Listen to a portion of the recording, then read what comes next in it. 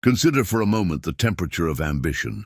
On the morning of December 17th, 1903, it measured precisely 28 degrees Fahrenheit across the dunes of Kill Devil Hills, North Carolina. Ice crystals formed in the puddles left by yesterday's rain. The wind howled at 27 miles per hour, strong enough to lean into, to push against, like an invisible wall. And two men from Dayton, Ohio, bicycle mechanics by trade, philosophers of flight by obsession, prepared to risk everything on a machine that had nearly killed one of them just 72 hours earlier. Before we jump back in, tell us where you're tuning in from, and if these history tales fascinate you, make sure you're subscribed, because tomorrow I've saved something extra special for you. The Wright brothers stood that morning at the culmination of a story written in broken bones and shattered dreams across millennia. They were not the first to imagine flight. They were not even the first to die trying. They were simply the latest in a long, brutal succession of humans who looked at birds and refused to accept the boundary between earth and sky. 23 centuries before that frozen December morning, in ancient China, a man whose name has been lost to history strapped himself to a large kite. We don't know if he succeeded. We know only that he tried, that somewhere in the vast sweep of human existence, someone felt the wind lifting fabric and thought, perhaps it could lift me. The Chinese records are fragmentary, poetic, maddeningly vague, but the impulse they describe is crystal clear. The willingness to stake one's life on an untested idea, to become the experiment. 875 years after the birth of Christ in the Emirate of Cordoba, a man named Abbas ibn Firnas climbed to the top of a minaret wearing wings he had constructed from silk stretched across wooden frames, decorated with actual feathers to mimic the birds he had studied for years. He was 70 years old. He jumped. For 10 seconds, witnesses counted them, he glided across the plaza, his homemade wings catching the air, his body suspended between earth and sky. Then he fell, his spine shattered on impact. He survived barely, crippled for the 9 years he had left to live. But in those 10 seconds he had flown. Not far, not well, but genuinely, undeniably flown. The cost of such courage echoes through the centuries. Jean-François Pilatre de Rosier became the first human to die in an aviation accident on June 15, 1785. He had helped pioneer balloon flight, had been the first human ever to lift off from the earth in a controlled manner, rising 80 feet above the gardens of Versailles in a tethered Montgolfier hot air balloon. Success made him hungry for more. He designed a hybrid balloon, combining hydrogen, highly flammable, with hot air from an open flame. The contradiction should have been obvious. At 5,000 feet above Boulogne-sur-Mer, attempting to cross the English Channel, the inevitable happened. The hydrogen ignited. Witnesses on the ground described a brief, brilliant flash, then two bodies tumbling from the sky, trailing smoke. Pilatre de Rosier and his companion Pierre Romain fell for perhaps 15 seconds before hitting the earth. Both died on impact. Otto Lilienthal understood the price. The German engineer had made over 2,000 successful glider flights by 1896, more than any human in history. He had published tables of lift coefficients, had calculated forces and angles, had approached flight with Germanic precision and scientific rigor. On August 9, 1896, during what should have been a routine flight from the Rhinoa Hills, a sudden gust caught his glider at 50 feet. The nose pitched up. The glider stalled. Lilienthal fell, his spine snapping on impact. He lived for one more day, conscious enough to whisper his final words. Sacrifices must be made.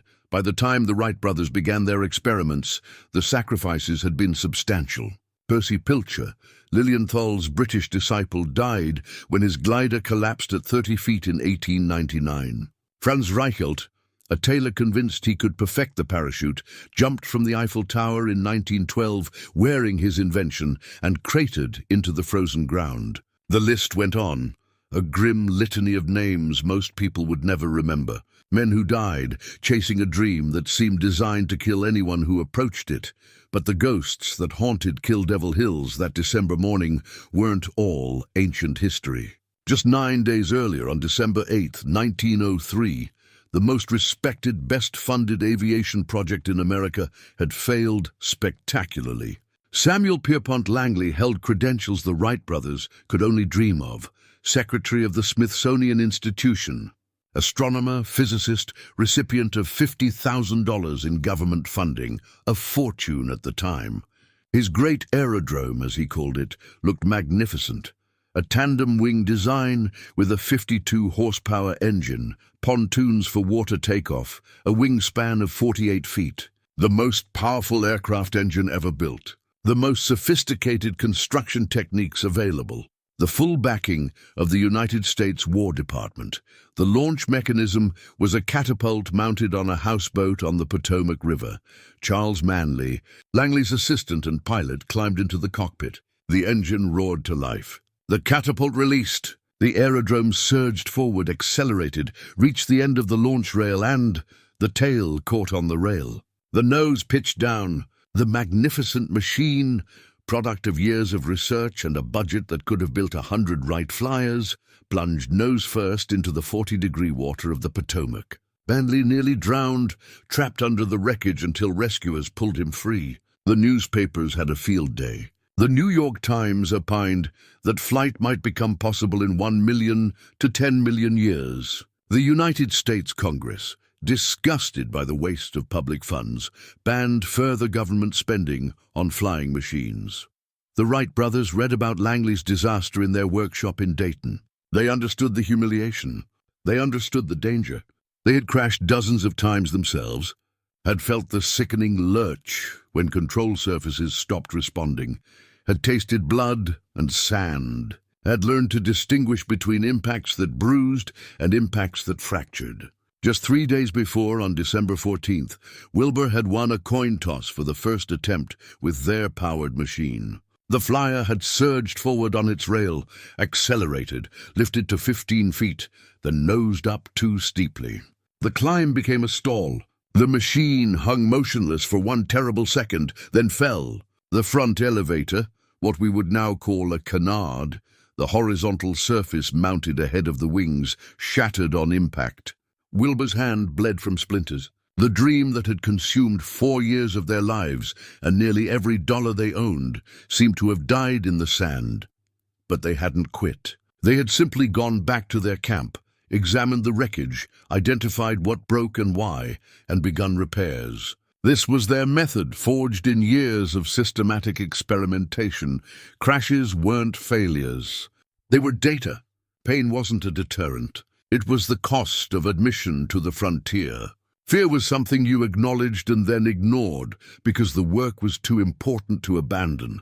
Understand what they were attempting. Heavier-than-air-powered flight wasn't just difficult. It was considered theoretically impossible by serious scientists. Lord Kelvin, the most respected physicist in Britain, president of the Royal Society, the man whose work underpinned thermodynamics, had declared in 1895 that, heavier than air, flying machines are impossible. The mathematician, Simon Newcomb, had published papers proving, mathematically, that powered flight would require impossibly light engines and impossibly strong materials. When the Wrights wrote to the Smithsonian, requesting aviation literature in 1899, the librarian's response dripped with condescension, suggesting they might want to look into lighter-than-air balloons instead. The morning of December 17th broke cold and violent. The wind had kept them awake most of the night, rattling their shed, whistling through gaps in the walls. At dawn, they checked the thermometer, 28 degrees, with wind chill making it feel far colder. The wind gauge showed gusts up to 27 miles per hour, strong enough that they had agreed never to attempt powered flight in such conditions. But they were running out of time. Winter was deepening. Their money was almost gone. The repairs from the December 14th crash had used their last spare parts. This would be their final attempt of the season, perhaps their final attempt ever. They walked to the shed where their flyer waited. The machine looked absurdly fragile in the grey morning light. Spruce wood and muslin fabric, held together with bicycle chain and piano wire. It weighed 605 pounds without a pilot, plus another 140 pounds with Orville aboard, 745 pounds total that would have to somehow pull free of the Earth's grip. The wingspan stretched 40 feet 4 inches, supporting 510 square feet of wing area. The 12-horsepower engine, designed and built by their assistant Charlie Taylor because no engine manufacturer would make something light enough, sat in the middle of the lower wing, driving 2 pusher propellers through bicycle chains. Those propellers were perhaps their most brilliant innovation, carved from laminated spruce, shaped with an airfoil cross-section because they had realized propellers weren't just spinning paddles, but rotating wings. They spun at 350 revolutions per minute in opposite directions, eliminating torque, generating 90 pounds of thrust. They had calculated that 90 pounds of thrust would overcome the 88 pounds of drag they expected at flight speed. The margin was razor thin, just 2 pounds of surplus force to lift 3/4 of a ton of wood and fabric and human hope into the air. The slightest miscalculation, the smallest increase in wind resistance would doom the attempt. But the calculations had been checked and rechecked through hundreds of hours of wind tunnel testing, through 3 years of glider flights, through 700 different wing designs, tested and measured and documented. 5 witnesses gathered in the freezing wind. Adam Etheridge and John Daniels came from the Kill Devil Hills Life-Saving Station, a Coast Guard facility a mile away. W.C. Brinkley was a lumber buyer who happened to be in the area. Johnny Moore was a local teenager, drawn by curiosity about the strange men from Ohio who had been crashing flying machines into the sand for 3 years. W.D. Doe, a traveling businessman, had heard rumors of a flying machine and walked 4 miles across the dunes to see for himself. None of them quite believed they were about to witness history. They stood there because it was something to see, because the Wright brothers had invited them, because on a cold December morning there wasn't much else happening on the Outer Banks. At 10:35, Orville lay flat on the lower wing, positioned slightly left of center to balance the weight of the engine. His hips rested in a wooden cradle that slid left or right along a track, causing the wings to warp, to twist, changing their angle of attack to control rolling motion. His left hand gripped a lever that controlled the elevator, the horizontal surface mounted on struts in front of the wings. The rudder, 2 vertical surfaces at the back, was mechanically linked to the wing warping cradle.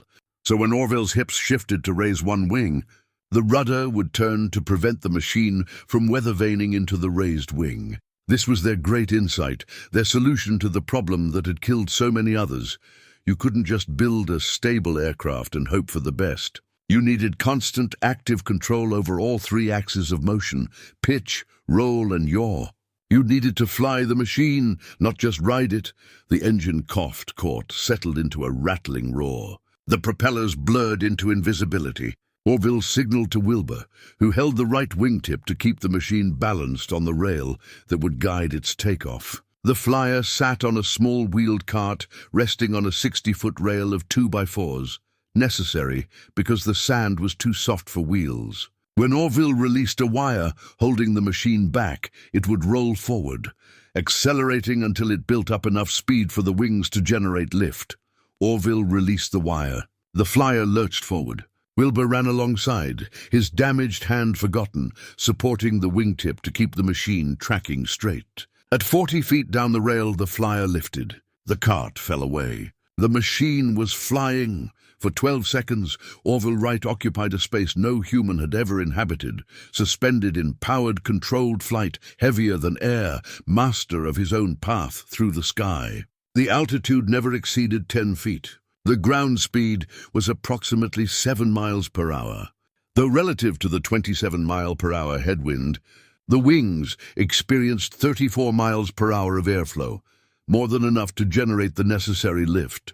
The flight path resembled a wave, rising and falling in undulations as Orville fought controls that proved too sensitive. The elevator wanted to pitch the nose up, then down, then up again. Orville's hip cradle shifted constantly, warping the wings to maintain balance as gusts tried to tip them sideways. It wasn't graceful, it was barely controlled, but it was flight. 120 feet from the starting point, just 12 seconds after leaving the rail, the flyer settled back to Earth. One skid touched first, then the other. The machine rocked forward on its skids and stopped, intact, successful, having traveled farther under power than any heavier-than-air machine in human history. The 5 witnesses rushed forward. John Daniels, the lifeguard from the station, operated the camera they had set up on a tripod, capturing the moment of liftoff in a photograph that would become one of the most important images of the 20th century.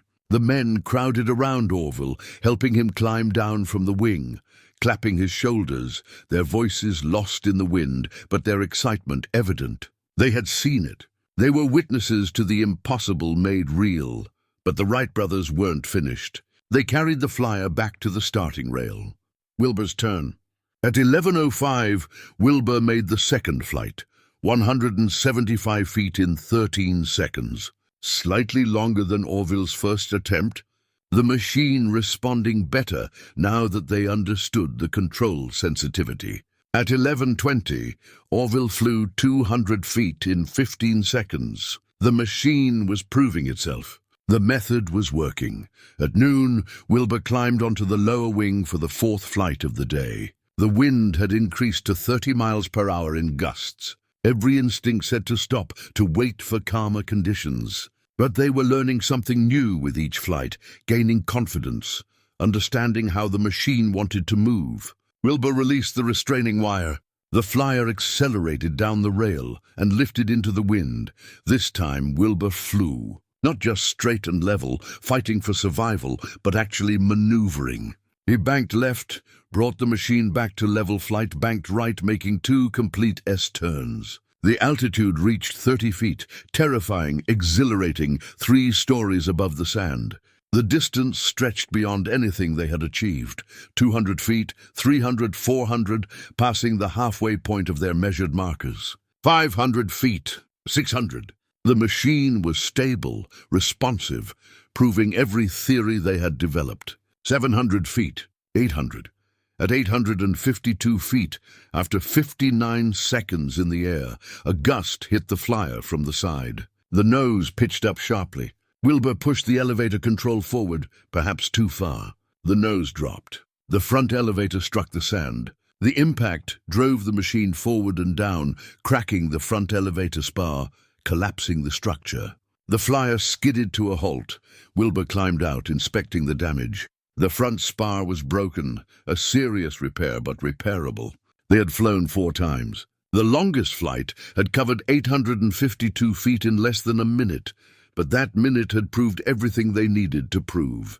Powered, controlled, sustained, heavier-than-air flight was possible. The problem that had killed dozens, that had consumed millions of dollars and thousands of hours across centuries of human effort, had been solved on a cold December morning by 2 bicycle mechanics from Ohio who refused to accept that the impossible was impossible.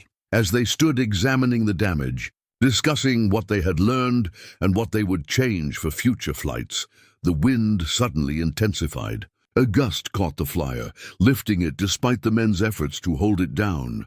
The machine tumbled across the sand, breaking struts, tearing fabric, shattering spars. When it finally stopped, the flyer was a wreck, damaged beyond any repair they could make at their remote camp. The flying season was over, but as Wilbur and Orville walked back to their shed in the strengthening wind, as the temperature dropped and the sky darkened with approaching weather, they carried with them something that outweighed any physical damage. They had proof, they had witnesses, they had photographs. Most importantly, they understood, completely, systematically, scientifically understood how to fly. The age of flight had begun, not with a dramatic announcement, not with government funding or institutional support, but with 120 feet of controlled flight by a man lying on his stomach on a wooden wing, fighting the wind, bleeding occasionally, crashing frequently, but refusing absolutely to surrender to the gravity that had ruled humanity since we first stood upright and looked enviously at birds. Nature had defended its domain for thousands of years, breaking bodies, killing dreamers, maintaining the boundary between earth and sky. On December 17th, 1903, two brothers from Ohio crossed that boundary and returned alive. The price had been high. Years of their lives, nearly all their money, countless crashes and injuries, the skepticism of experts, and the mockery of neighbors. But they had paid it. And in return, they had given humanity wings. There is a mythology about genius that insists brilliance arrives fully formed, that innovators are born knowing what ordinary people must struggle to learn. The Wright brothers would have found this notion amusing. They were not prodigies. They attended high school, but neither graduated. They owned a bicycle shop in Dayton, Ohio, a respectable trade, but hardly the breeding ground of scientific revolution. When they wrote to the Smithsonian Institution in 1899 requesting information about flight, they were 32 and 28 years old, unmarried, living with their father, known primarily for fixing broken bicycles and occasionally racing them. Yet these unremarkable men would solve a problem that had consumed the greatest minds of their generation. Understanding how requires looking backward into the forge of circumstance and character that shaped them.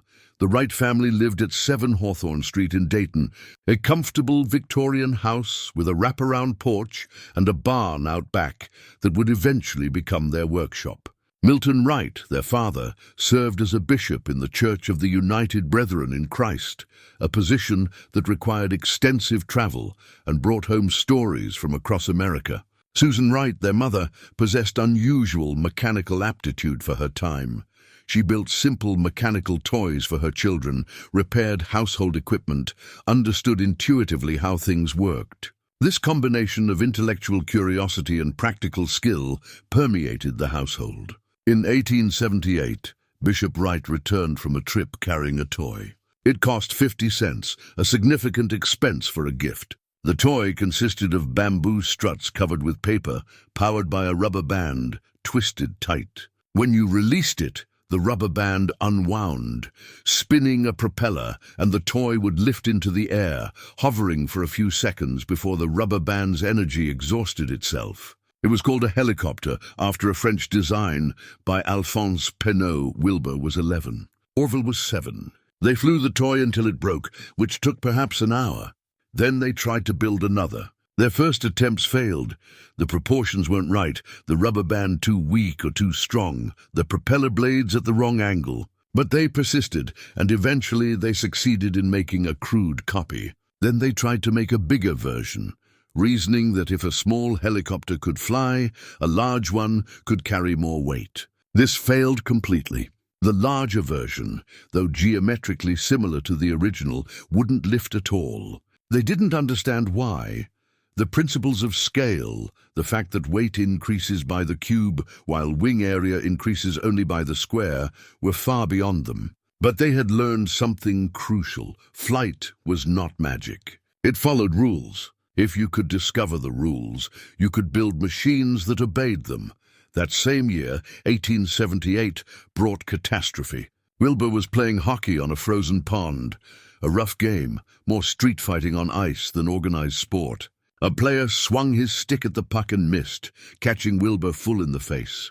Several teeth shattered, his jaw fractured. He bled profusely, was carried home semi-conscious, and spent the next several days in bed recovering from what they called the immediate injury. But something else was wrong. Weeks passed, and Wilbur didn't return to school. He complained of heart palpitations, digestive problems, inexplicable weakness. Modern doctors might diagnose depression or anxiety, psychological trauma, manifesting as physical symptoms. His doctors in 1878 didn't have those concepts. They diagnosed nervous exhaustion and prescribed bed rest. Wilbur spent most of the next 3 years at home, reading voraciously. helping care for his mother, who was dying slowly of tuberculosis.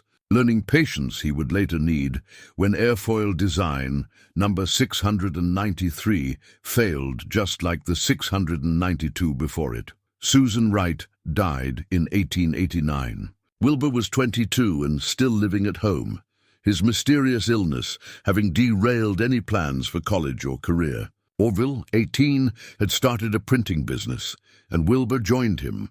They printed a weekly newspaper called the West Side News, later a daily paper called the Evening Item.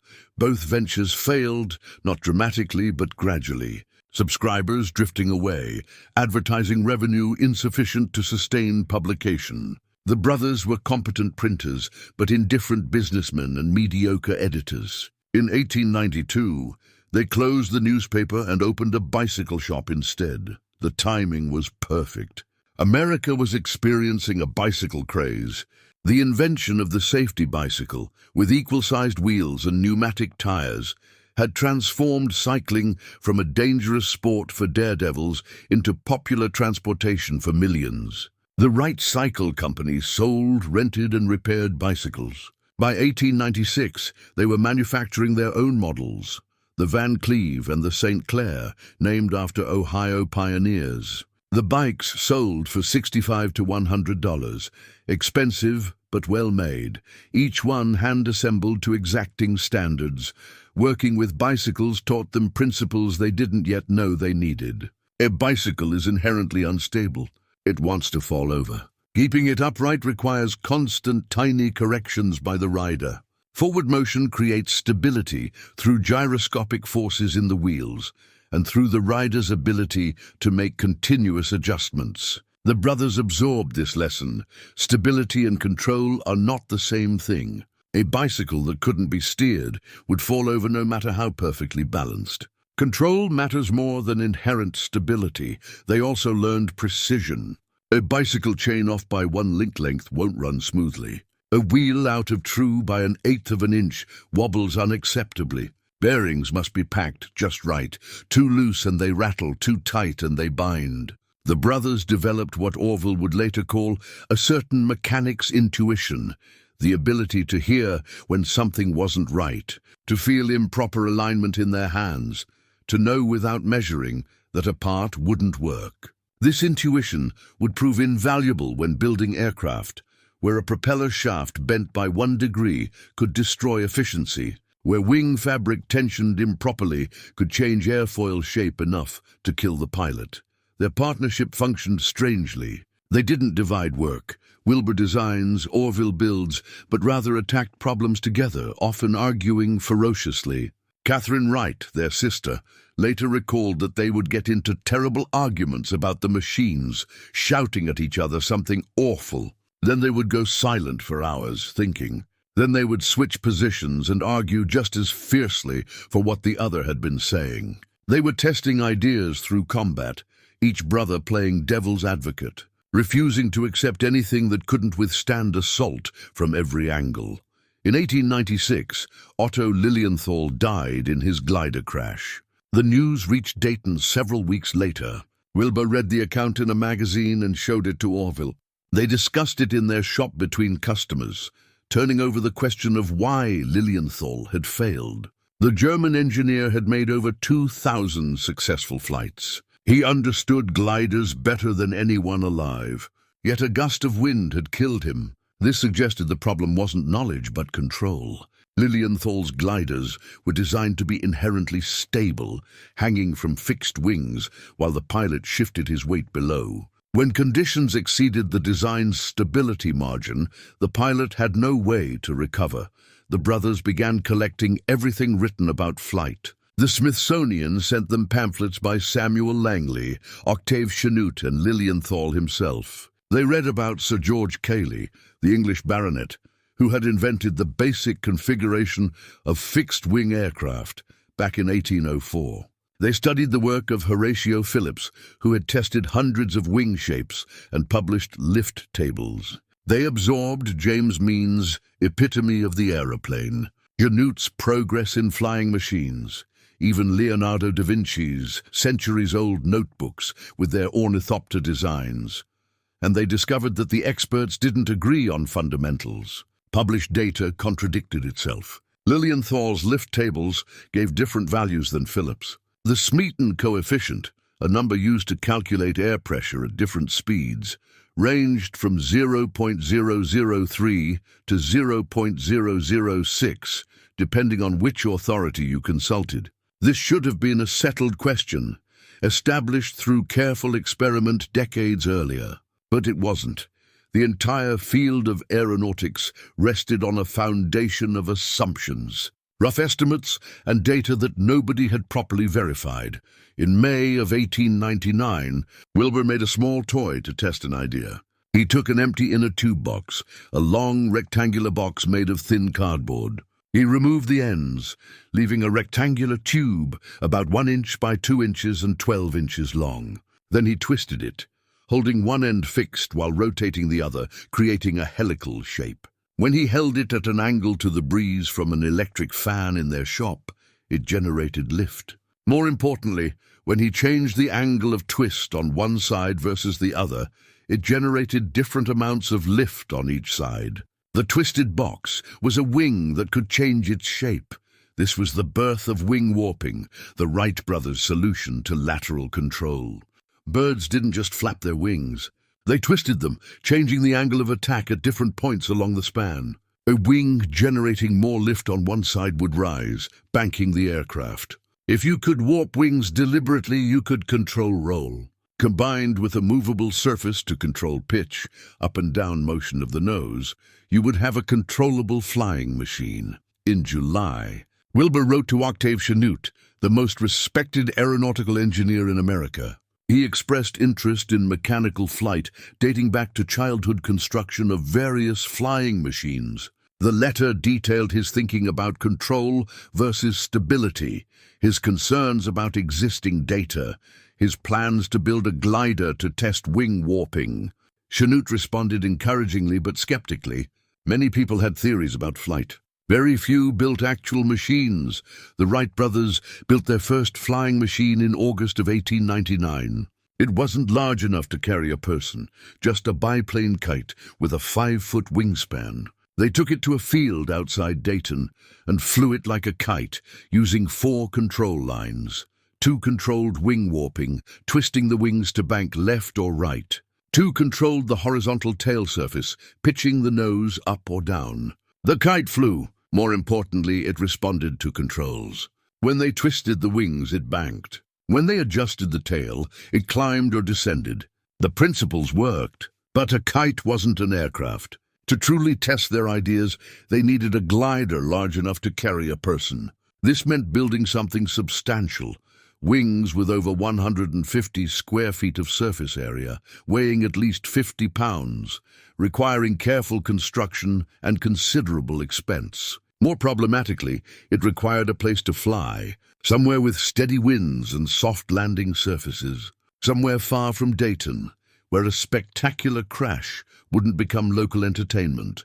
Wilbur wrote to the Weather Bureau in Washington, requesting data on wind conditions across the United States. He received tables showing average wind speeds for hundreds of locations. The ideal site needed winds of at least 15 miles per hour, sandy or soft ground, isolation from curious crowds, and reasonable accessibility. One location stood out, Kitty Hawk, North Carolina, a village on the Outer Banks, where the Weather Bureau station reported steady winds averaging 15 to 20 miles per hour, nearly year-round, with long stretches of beach and tall sand dunes perfect for gliding experiments.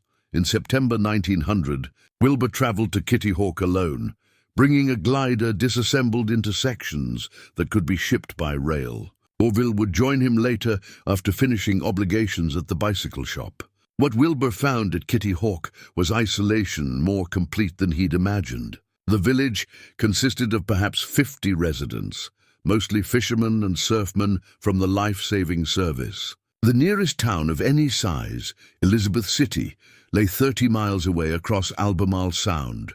There were no hotels, no restaurants, no telegraph office closer than 8 miles at Manteo. Mail arrived once a day by boat, weather permitting.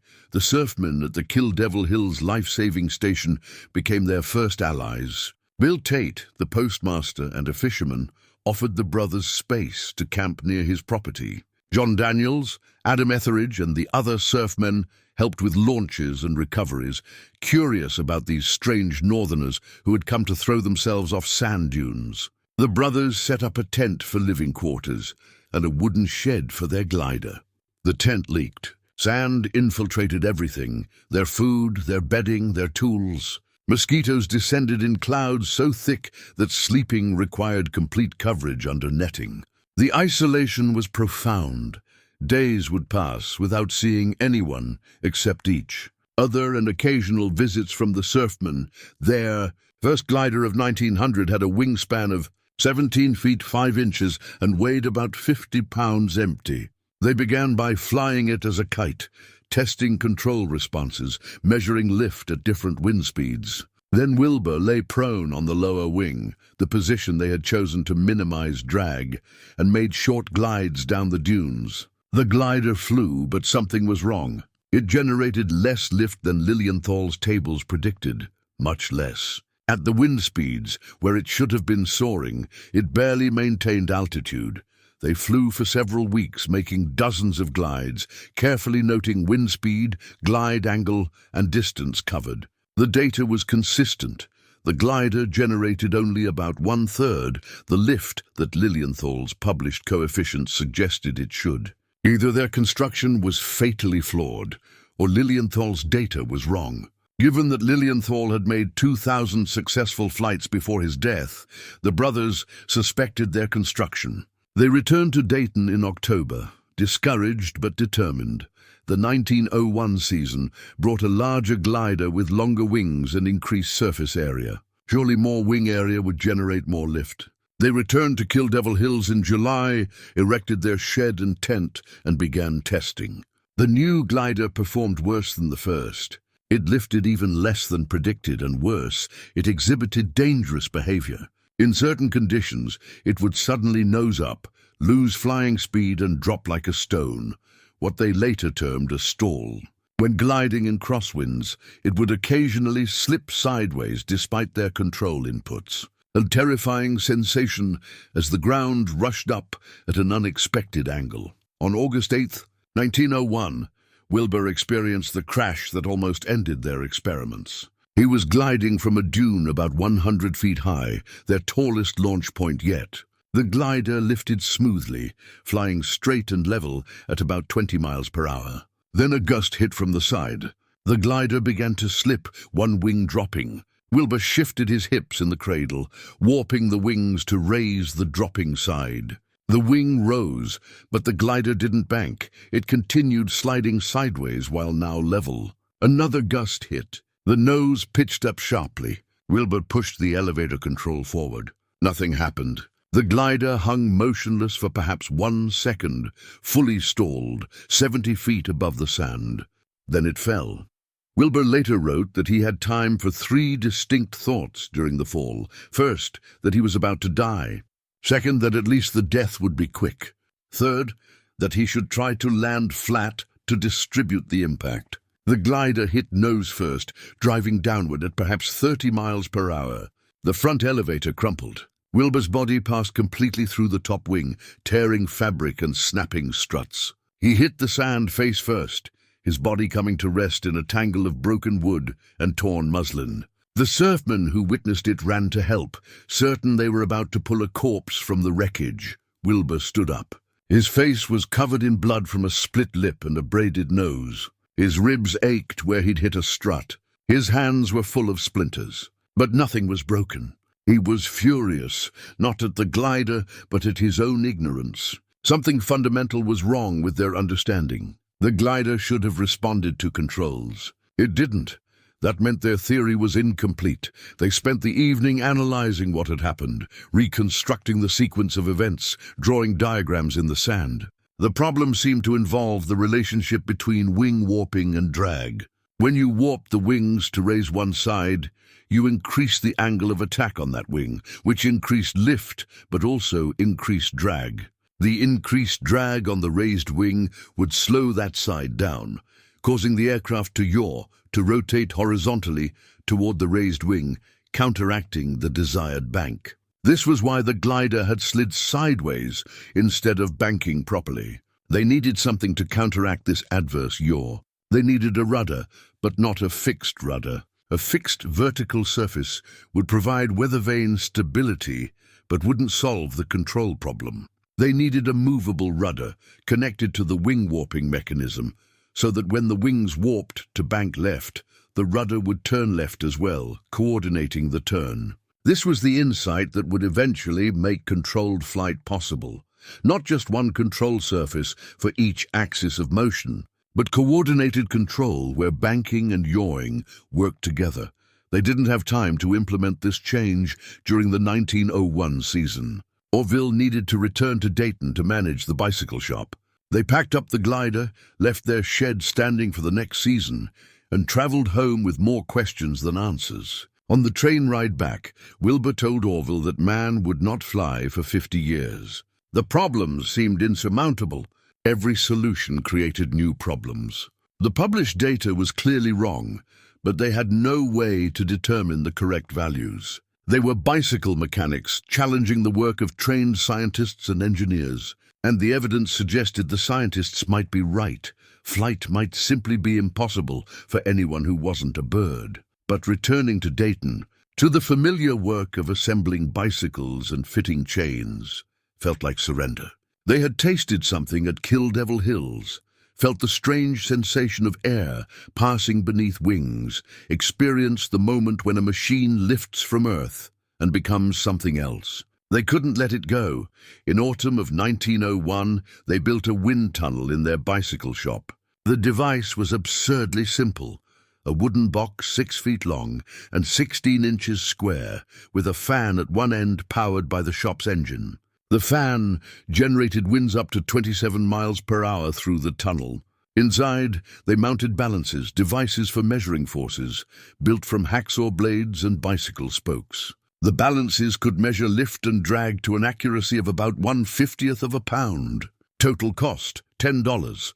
With this crude apparatus, they proceeded to revolutionize aeronautical science. They tested over 200 wing shapes between October and December of 1901, cutting them from sheet metal, mounting them in the tunnel, measuring lift and drag at various angles. They tested flat plates, curved airfoils, thick sections, thin sections, different aspect ratios, different wing positions.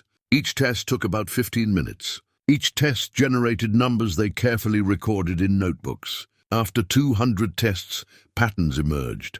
The Smeaton coefficient, the fundamental number used in every lift calculation for 30 years, was wrong. The accepted value was 0.005. The correct value was 0.0033. That single error had been causing every aircraft designer to overestimate lift by 60%. Every glider built using Lilienthal's tables was doomed to underperform. Cambered wings, wings with a curved upper surface and flatter lower surface, generated 33% more lift than flat plates at the same angle of attack. But the center of pressure, the point where lift effectively acts on the wing, moved forward and backward as the angle changed, creating control difficulties. Narrow wings with high aspect ratios generated more efficient lift than wide wings, but became unstable in crosswinds. The optimal aspect ratio appeared to be around 6:1, 6 feet of span for every foot of chord. The distance from leading edge to trailing edge. They tested biplane configurations, measuring how the gap between wings and the amount of stagger, one wing ahead of the other, affected total lift. They discovered that two wings too close together interfered with each other, reducing total lift below twice the lift of a single wing. The optimal gap was roughly equal to the chord length. Too much stagger improved pitch stability, but increased drag. By winter, they had accumulated data that would have taken Lilienthal a decade to gather through full-scale testing. More importantly, they understood why their previous gliders had failed. The wings had been based on faulty coefficients. The aspect ratio had been wrong. The center of pressure movement had caused control problems they hadn't anticipated. Armed with correct data, they could design a glider that would actually fly as predicted. In February of 1902, they began building a new machine based on their wind tunnel results. The wingspan stretched 32 feet, the largest they had attempted. The chord measured 5 feet, giving an aspect ratio of 6.4 to 1. The wing camber followed a curve they had tested extensively in the tunnel. Most importantly, they added a vertical tail, not a fixed surface, but a movable rudder connected mechanically to the wing warping control. When the pilot's hips shifted to warp the wings, the rudder would automatically turn in the coordinated direction. They returned to Kill Devil Hills in August of 1902. The improvements were immediately apparent. The new glider generated lift close to what their calculations predicted. It responded crisply to control inputs. The coordinated rudder prevented the dangerous sliding behavior that had nearly killed Wilbur the previous year. They made hundreds of glides that season, with both brothers alternating as pilot. The longest flights lasted over 20 seconds, covering more than 600 feet. They flew in winds up to 35 miles per hour, learning how the glider behaved in different conditions, developing the reflexes needed to maintain control. By October, when they returned to Dayton, they had solved the fundamental problem of gliding flight. They could launch, maintain control, and land safely in a wide range of conditions. The remaining step was obvious: add an engine and propellers. Turn controlled gliding into powered flight. Make an airplane. Imagine standing in a bicycle shop in Dayton, Ohio, on a cold morning in October 1901, watching two men construct what would become the most important research instrument in aviation history. The device cost $10. It measured 6 feet long, 16 inches wide, and 16 inches high, a simple wooden box with a glass viewing window on top and a fan at one end. Inside this box, the Wright brothers would conduct experiments that overturned 30 years of accepted aeronautical science, correcting errors that had killed dozens of aviators and frustrated hundreds of would-be aircraft designers. The wind tunnel was born from frustration. After their disappointing 1901 glider season, the brothers faced a crisis of confidence. Their machines generated only one-third the lift that Lilienthal's published tables predicted. Either they were incompetent builders, which seemed unlikely given their meticulous craftsmanship, or the published data that every aviation pioneer relied upon was fundamentally wrong. Testing this question required measuring lift forces on different wing shapes under controlled conditions. It required wind, moving at consistent speeds over wings at precise angles. It required accuracy, repetition, and systematic variation of parameters. It required a wind tunnel. Octave Chanute, the respected aeronautical engineer with whom they corresponded, had access to a wind tunnel at the University of Chicago. But that tunnel was expensive to operate and required travel. The brothers needed something immediate, something they could use whenever inspiration struck, something that wouldn't require permission or scheduling. So they built their own, using materials at hand: wooden boards, metal sheets for the fan blades, bicycle spokes for balance arms, and hacksaw blades for springs. The fan, powered by a belt from the shop's main engine, generated wind speeds up to 27 miles per hour through the tunnel. This matched the wind speeds they had experienced during their best glides at Kitty Hawk. The air entered through a honeycomb of metal tubes that straightened the flow, eliminating turbulence that would corrupt measurements. A viewing window on top allowed them to observe the test wings and read the balance measurements while the tunnel operated. The balances themselves were mechanical marvels of simplicity. To measure lift, they mounted a wing on a vertical arm connected to a horizontal beam balanced on a knife edge. When wind generated lift on the wing, the arm rose, tilting the beam. The amount of tilt indicated the amount of lift. To measure drag, they used a similar arrangement, but with the wing mounted on a horizontal arm. Wind pushing against the wing would push the arm backward against the resistance of a calibrated spring made from a hacksaw blade. The distance the spring compressed indicated the drag force. Both balances could measure forces to approximately 1/50th of a pound, astonishing precision for devices built from hardware store materials. Between October and December of 1901, they tested over 200 wing designs. Each wing was cut from sheet metal, carefully shaped to the desired airfoil profile and mounted in the tunnel. They varied the aspect ratio, the relationship between wingspan and chord width. They varied the camber, the curvature of the wing surface. They varied the angle of attack, the angle at which the wing met the oncoming air. They tested rectangular wings, tapered wings, swept wings. They tested wings with different surface textures. They tested biplane configurations with different gaps and stagger arrangements. The work was tedious, precise, and absolutely essential.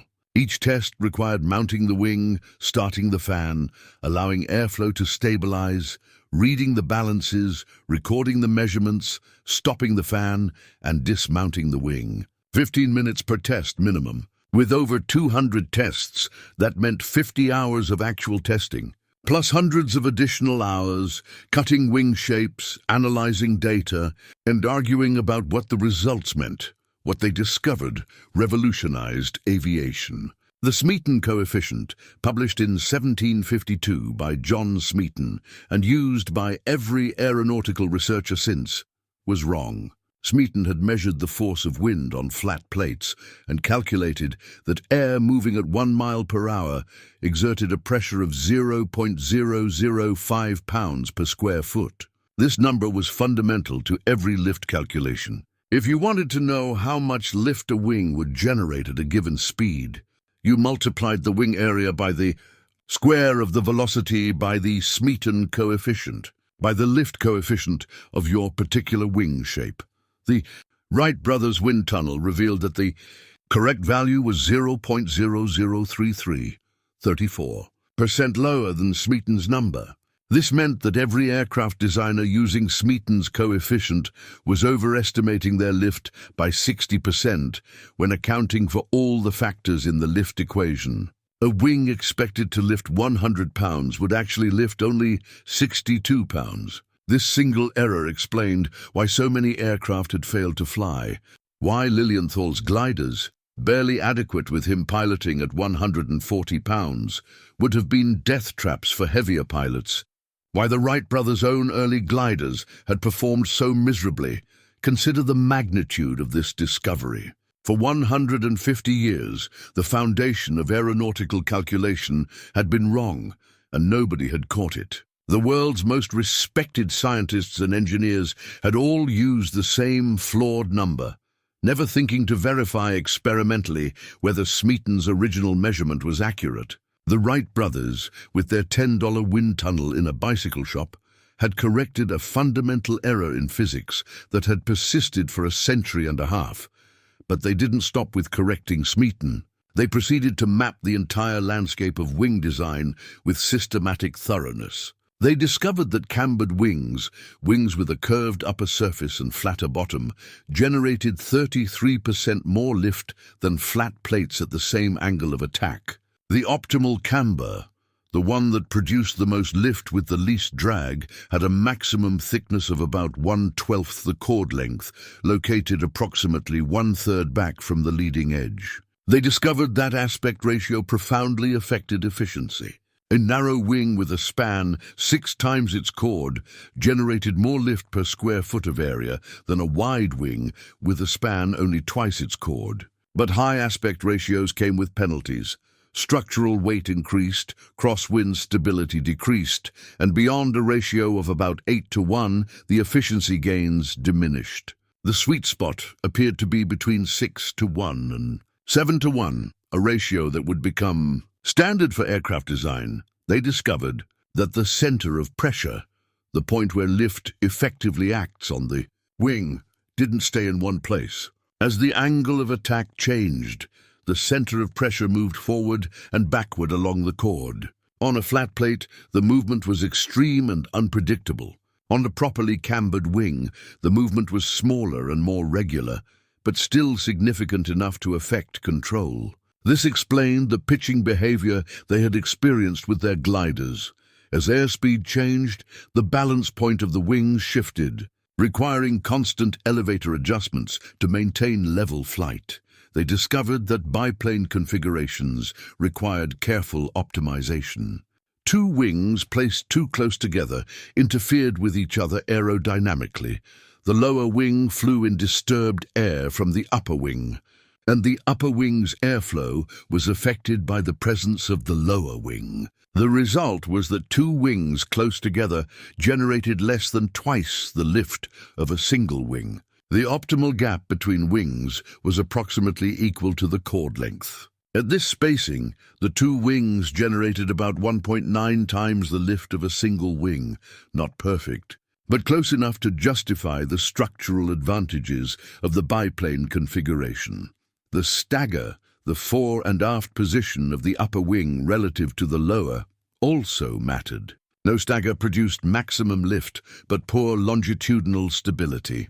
Too much stagger improved stability, but cost lift and added drag. The optimal appeared to be 0 to moderate positive stagger, with the upper wing slightly ahead of the lower. They tested the effect of wing tip shape, discovering that squared-off tips created vortices that added drag, while rounded or tapered tips allowed air to spill smoothly from the high-pressure region below the wing to the low-pressure region above. They tested different surface textures, finding that smooth fabric produced less drag than rough wood, but that the difference was small compared to other factors. They tested the effect of wing thickness, discovering that very thin wings were structurally weak, while very thick wings generated excessive drag, with the optimal thickness being about 1/20th of the chord for most applications. Each discovery emerged from patient measurement and analysis. After each day's testing, they would plot their data on graph paper, looking for patterns and relationships. They would calculate ratios and coefficients. They would argue about interpretation.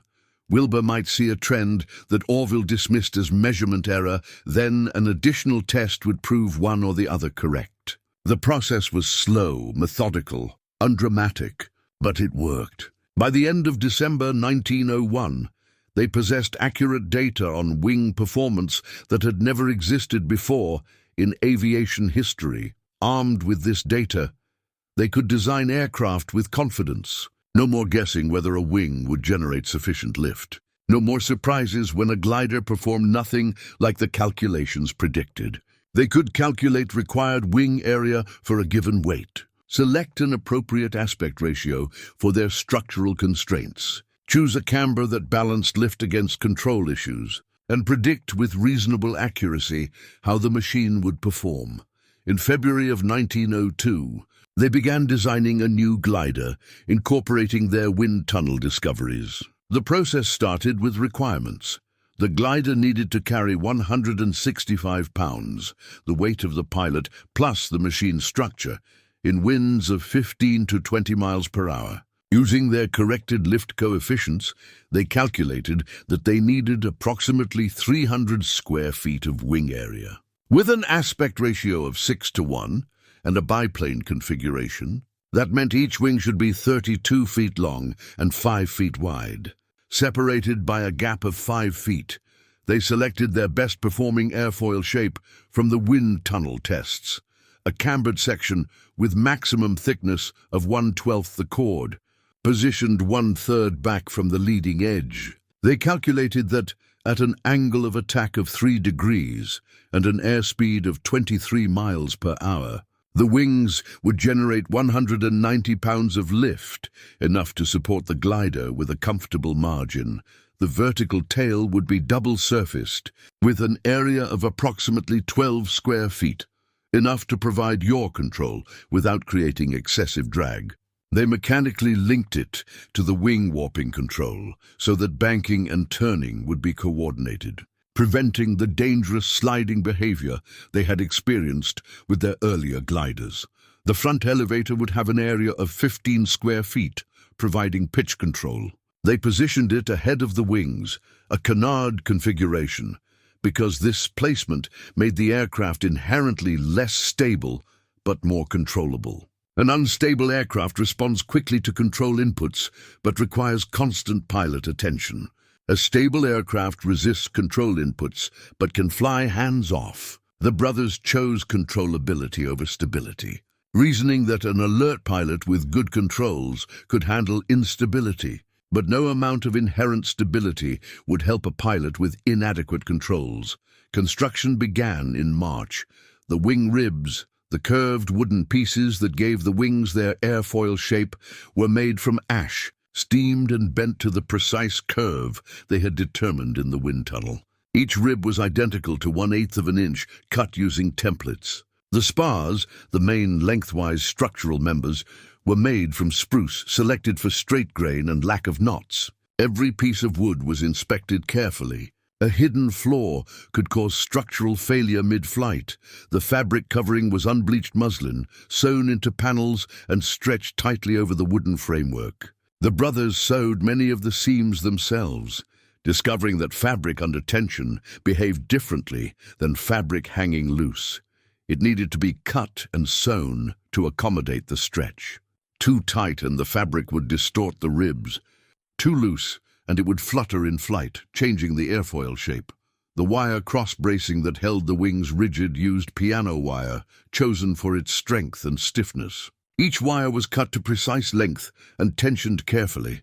Too loose and the structure would flex, destroying aerodynamic performance. Too tight and the wire could bend the wooden spars. They used a technique borrowed from bicycle wheel building: tighten opposing wires in sequence, checking tension by plucking the wire and listening to the pitch of the vibration. By July of 1902, the glider was complete. They disassembled it into sections small enough to ship by rail, packed the pieces carefully, and traveled once again to Kill Devil Hills. The isolation that had seemed romantic in their first season now felt merely remote. They erected their shed, still standing from the previous year, but weathered by winter storms, patched the holes, and set up their tent. The new glider flew magnificently. The first tests, flying it as a kite from the ground, showed immediately that something was different. The pull on the control lines felt stronger, more solid.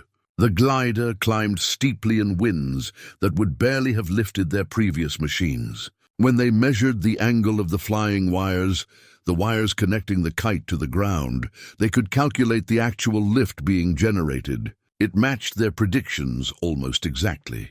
Wilbur made the first piloted glide on August 15th, 1902. He positioned himself on the lower wing, gripped the elevator control, and gave the signal to the helpers holding the wings. They ran forward, accelerating the glider. At 15 miles per hour, Wilbur could feel the wings beginning to lift. At 20 miles per hour, the weight came off the skids. At 23 miles per hour, the glider rose cleanly into the air. The sensation was unlike anything they had experienced with the previous gliders. The new machine felt solid, predictable. When Wilbur moved the elevator control, the nose responded immediately and proportionally. Small movements produced small changes in pitch. Larger movements produced larger changes. When he shifted his hips to warp the wings, the glider banked smoothly, the coordinated rudder preventing any sliding. He flew for about 10 seconds, covering perhaps 150 feet before setting down gently on the sand. They flew dozens of times over the following days, gradually building confidence and skill. They learned the glider's characteristics. It stalled at about 18 miles per hour if you pitched the nose up too steeply. It could bank up to about 26 degrees before the coordination between wing warping and rudder became marginal. It could handle crosswinds up to about 15 miles per hour before control became difficult.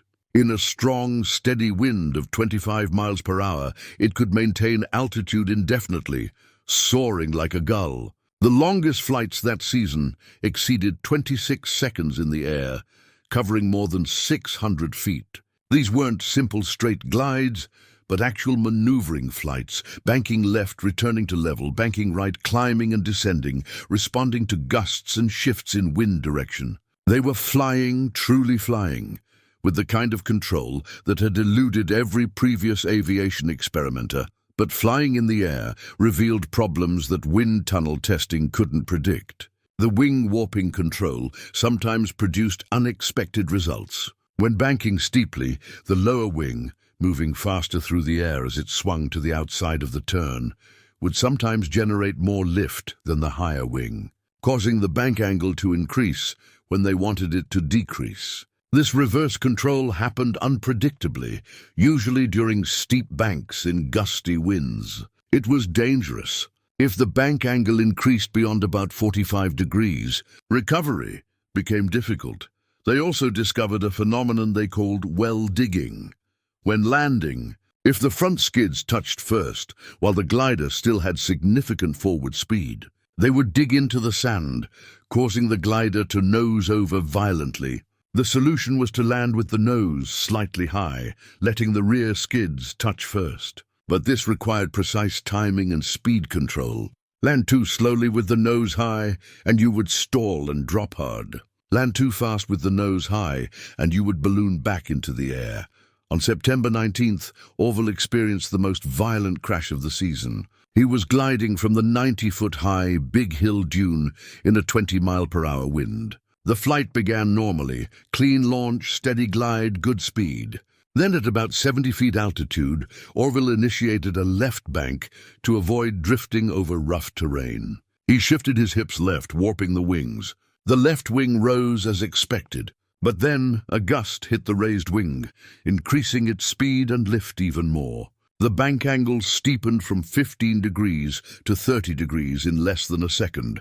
Orville shifted his hips right, trying to level the wings. Nothing happened. The bank angle continued increasing. 35 degrees, 40 degrees. The nose was dropping now, pointed at the sand.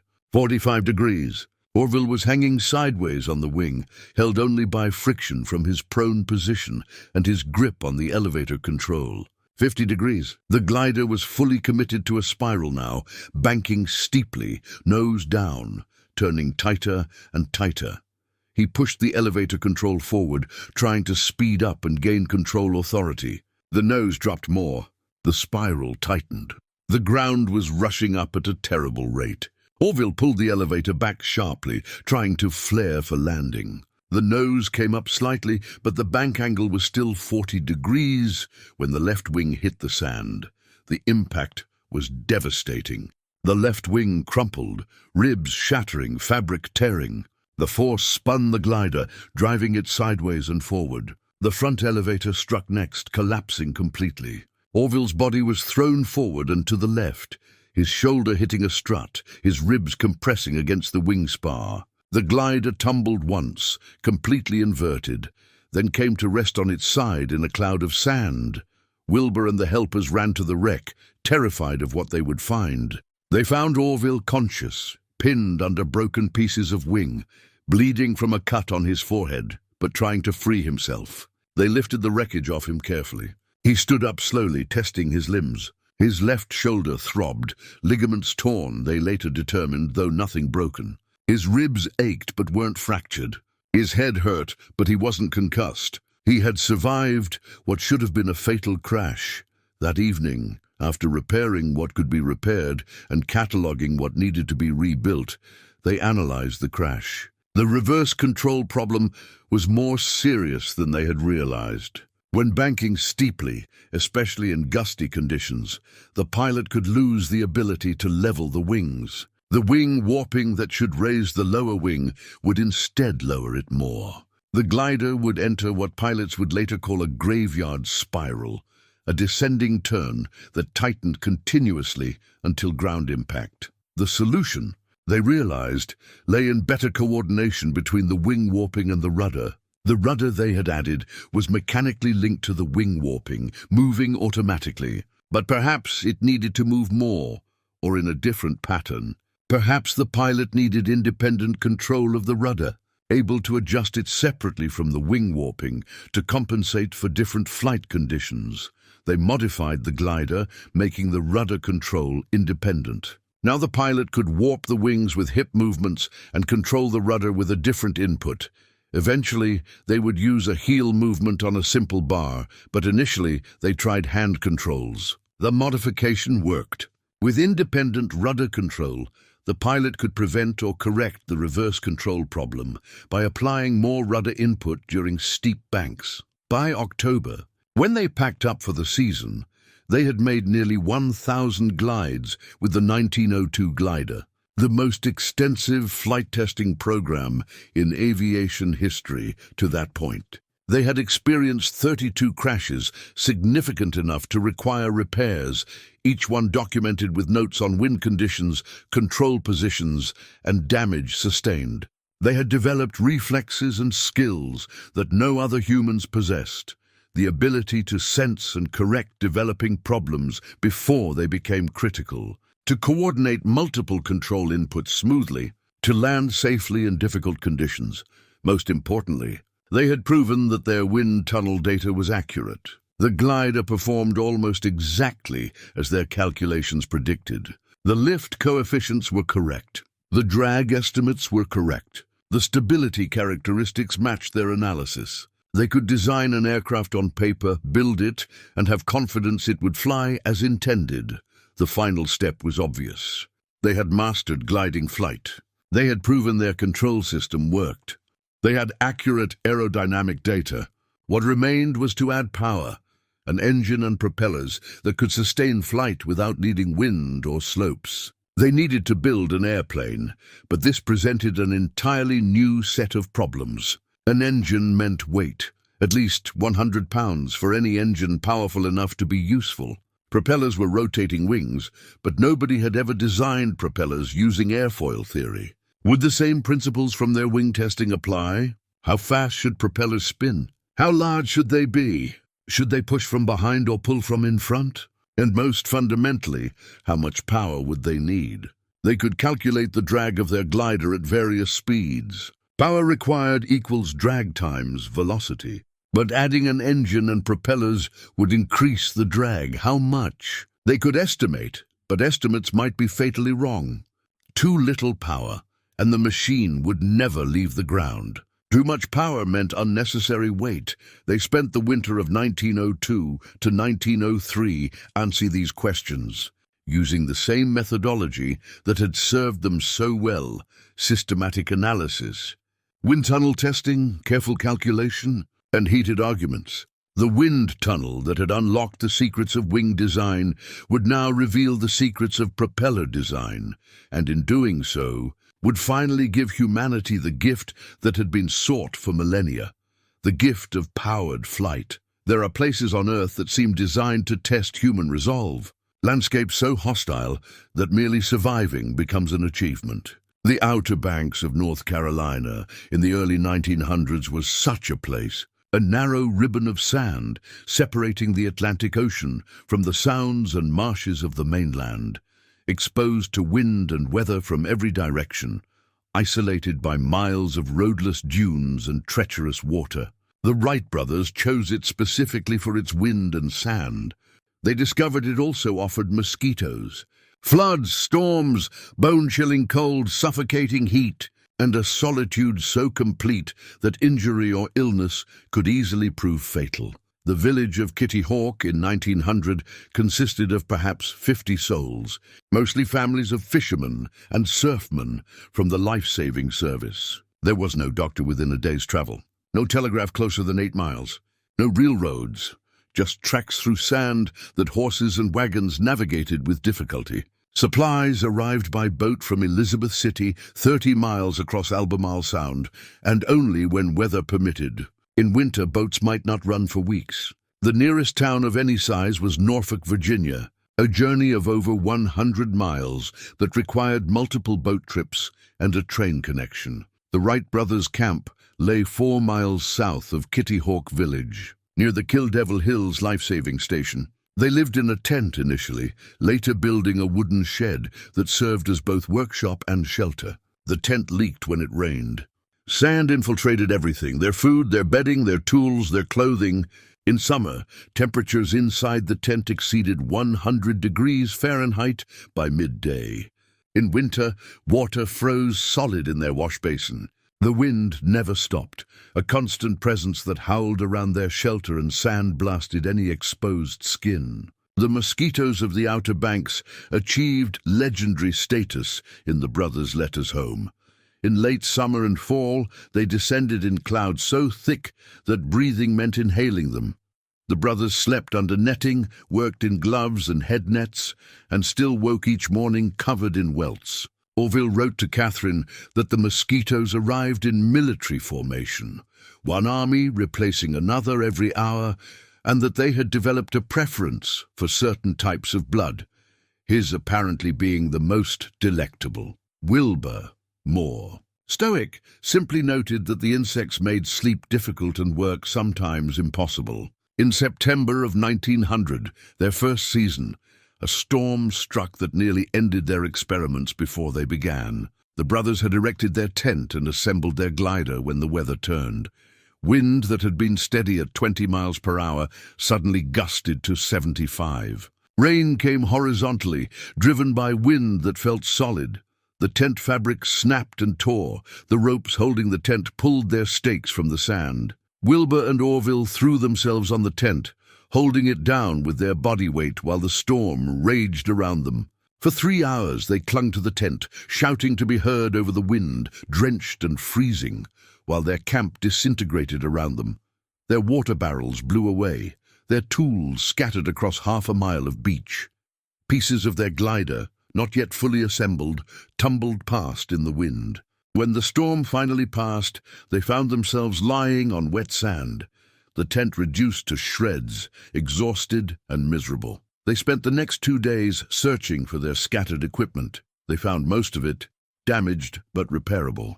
The glider wings had been blown 300 yards and were torn and broken. The bicycle they had brought for transportation was buried in sand up to its handlebars. Their food supplies were contaminated with sand and seawater. Yet they didn't leave. They repaired what could be repaired, rebuilt what couldn't, and continued their work. This pattern would repeat across 4 seasons. Nature attacked their camp with wind, rain, cold, heat, and insects. They endured, adapted, and persisted. The isolation that made the location perfect for flight testing also meant that every problem became a crisis.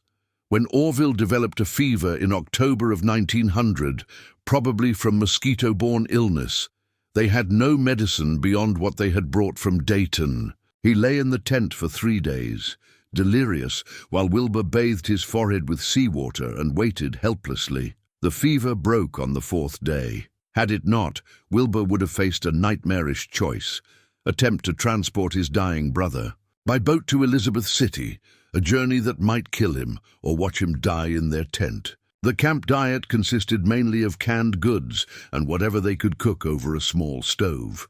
Fresh food was rare, occasional eggs purchased from locals, fish they caught themselves, bread baked in a primitive oven. They lost weight every season. Photographs from 1903 show both brothers gaunt, their clothes hanging loose, faces burned dark by sun and wind. The physical toll of living in such conditions while conducting dangerous experiments was immense. But the true price was paid in crashes, injuries, and near-death experiences that would have discouraged anyone less committed. The 1901 season brought the crash that almost killed Wilbur, when his body passed through the upper wing after a stall at 70 feet. He walked away with bruises and cuts, but the psychological impact was severe. For several days afterward, he approached each flight with visible reluctance, his movements mechanical, his usual enthusiasm absent. Orville later wrote that he thought Wilbur might abandon the experiments entirely. What changed his mind was analysis. They spent 3 evenings reconstructing the crash in minute detail, drawing diagrams in the sand, calculating forces and angles. The stall had occurred at 14 degrees angle of attack, exactly where their limited data suggested it should. The loss of control was predictable, given their fixed rudder design. The crash wasn't random bad luck, but the inevitable result of flying a machine with known deficiencies past its performance envelope. Understanding this transformed the crash from a terrifying brush with death into useful data. The fear didn't vanish, but it became manageable, subordinate to the work. The 1902 season brought a different kind of danger. Their improved glider flew so well that they became ambitious, attempting flights in conditions they would have previously avoided. On October 10th, during a flight in gusty 25-mile-per-hour winds, Wilbur experienced what he later called his closest call. He was gliding from Big Hill, the tallest dune in the area, at about 90 feet. The glide began normally, but at about 60 feet altitude, a powerful gust hit from below, an updraft from air being deflected by the dune face. The glider pitched nose up violently. Wilbur pushed the elevator control forward, trying to lower the nose. The glider didn't respond. It was already stalled, flying too slowly for the elevator to have authority. The nose continued rising past 30 degrees, past 45 degrees, until the glider was nearly vertical, hanging on its propeller like a weather vane. Then it began falling backward, tail first, still vertical. Wilbur's body was sliding backward on the wing, held only by his grip on the elevator frame. He could see the sky above him and the ground below, with the glider's tail pointed at the sand. The machine was falling at perhaps 20 miles per hour, completely out of control. He tried shifting his hips to warp the wings, hoping to spin the glider around to face forward. Nothing happened. The wings were stalled. Warping them had no effect. The tail struck the sand first, at an angle, while the glider was still moving backward. The impact drove the rear of the machine into the ground, but the forward momentum continued, causing the glider to rotate forward around the impact point. Wilbur found himself being catapulted over the front of the machine. As it flipped, he hit the sand rolling, the wind knocked from his lungs, his vision briefly darkening. When he could breathe again, he looked up to see the glider settling on. Its back 20 feet away, the tail structure crushed, the wings twisted, the elevator bent at impossible angles. He was unhurt. His clothing had protected him from abrasion. The sand, while hard enough to break the glider, had been soft enough to absorb his impact without breaking bones. But the psychological impact was profound. He had been completely helpless. A passenger in an out-of-control machine, saved only by fortune and soft sand.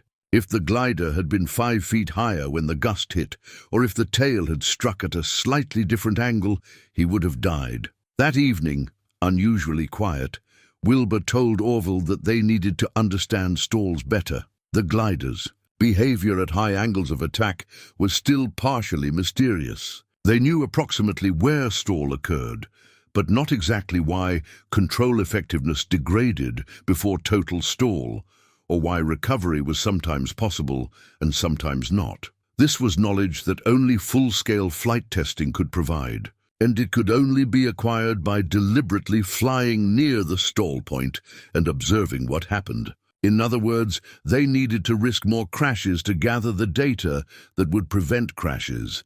It was a paradox of aviation development that would persist throughout history.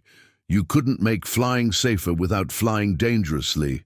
Over the next 3 weeks, they deliberately stalled the glider dozens of times, noting the angle of attack where control began to degrade, the buffeting that warned of imminent stall, the behavior during recovery. They crashed 6 times gathering this data, destroying wings, smashing skids, and accumulating bruises.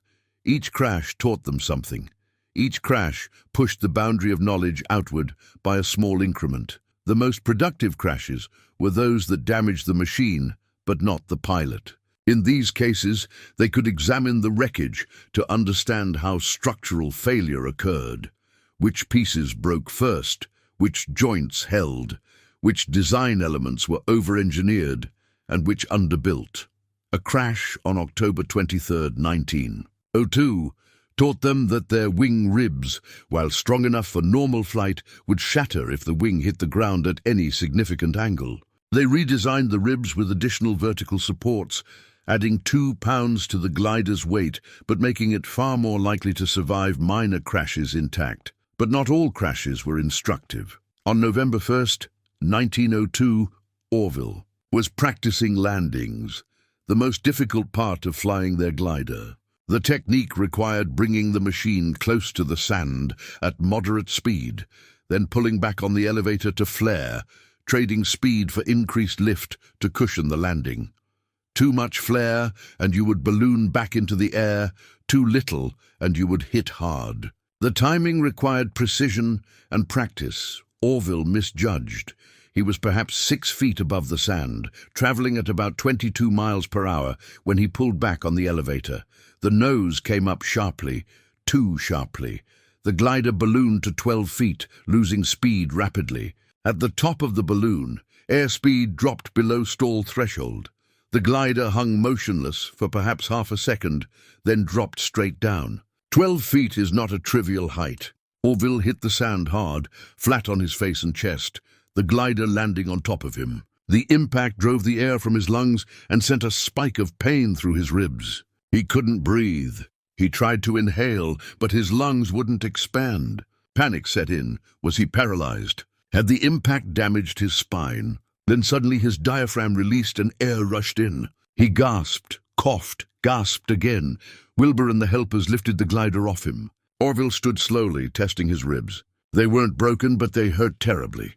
His chest was one massive bruise. For the next week, every breath was painful, every movement careful. He couldn't fly, couldn't even lie prone on the glider without agony. They lost a week of flying weather while he healed. And what had they learned from the crash? Nothing they didn't already know. Balloon too high during landing, and you will drop hard. It was a stupid mistake, not a research discovery. These were the worst kinds of crashes, painful, damaging, and educational only, in the sense that they reinforced lessons already learned. They accumulated across the seasons. Landings gone wrong, launches that didn't develop enough speed, turns initiated at too low an altitude, gusts that caught them by surprise. Minor crashes became so routine that they stopped recording them in detail unless something interesting happened. A typical diary entry might read, "Made 7 flights today, crashed twice, no damage." The crashes were just part of the work. The transition to powered flight in 1903 added new dangers. An engine meant weight, momentum, and the possibility of mechanical failure at altitude. The engine they built, designed by their assistant Charlie Taylor, based on their specifications, produced 12 horsepower at 1,200 revolutions per minute. It weighed 180 pounds and vibrated intensely. The vibration loosened bolts, cracked struts, and fatigued metal connections. Things that had been reliable on the glider became failure points on the powered machine. The propellers, hand-carved from laminated spruce, were essentially untested. They had calculated that the propellers should be 8 feet 4 inches in diameter, should spin at 350 revolutions per minute, and should generate about 90 pounds of thrust. But calculations and reality often diverged. If the propellers were inefficient, or if their thrust calculations were optimistic, the flyer would never leave the ground. If the propellers generated asymmetric thrust or unexpected vibrations, they might shake the machine apart. They arrived at Kill Devil Hills on September 23rd, 1903, with the disassembled flyer and a determination to achieve powered flight before winter. The camp setup was familiar now. Erect the shed, repair weather damage from the previous winter, unpack tools and equipment, begin assembly. But the flyer was far more complex than their gliders. The engine had to be mounted precisely, aligned with the propeller shafts to within a fraction of a degree. The propeller chains, bicycle chains modified for the application, had to be tensioned correctly. The fuel system had to be leak-free and flow properly. The ignition timing had to be set exactly. Assembly took 6 weeks. Every step revealed new problems. The propeller shafts, which they had thought would be straightforward, vibrated at certain speeds, creating a harmonic that cracked the mounting brackets. They had to redesign the mounts 3 times before finding a configuration that absorbed the vibration without adding excessive weight. The fuel tank leaked at its seams. They resoldered every joint twice. The ignition system misfired randomly until they discovered that salt air had corroded the contacts. On November 5th, they were finally ready for an engine test, running the engine at full power with the flyer restrained, measuring thrust and checking for problems. They started the engine. It ran roughly for about 10 seconds, then began misfiring.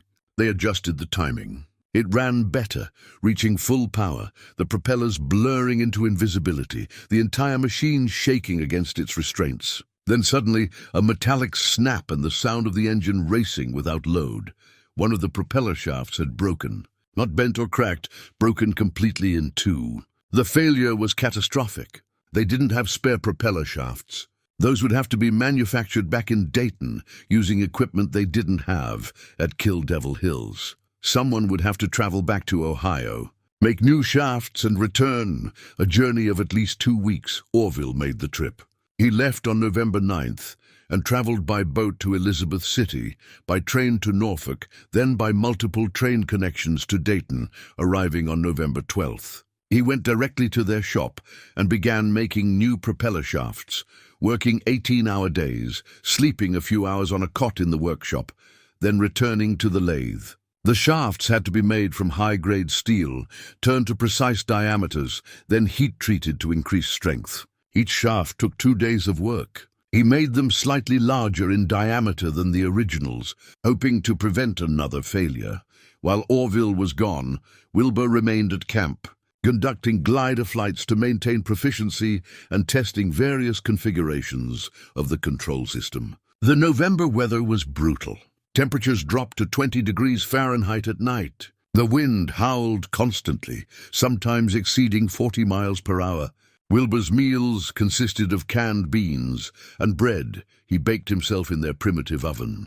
He was alone for the first time in his adult life, and the solitude combined with the cold and wind pressed down on him. His letters from this period are uncharacteristically melancholy.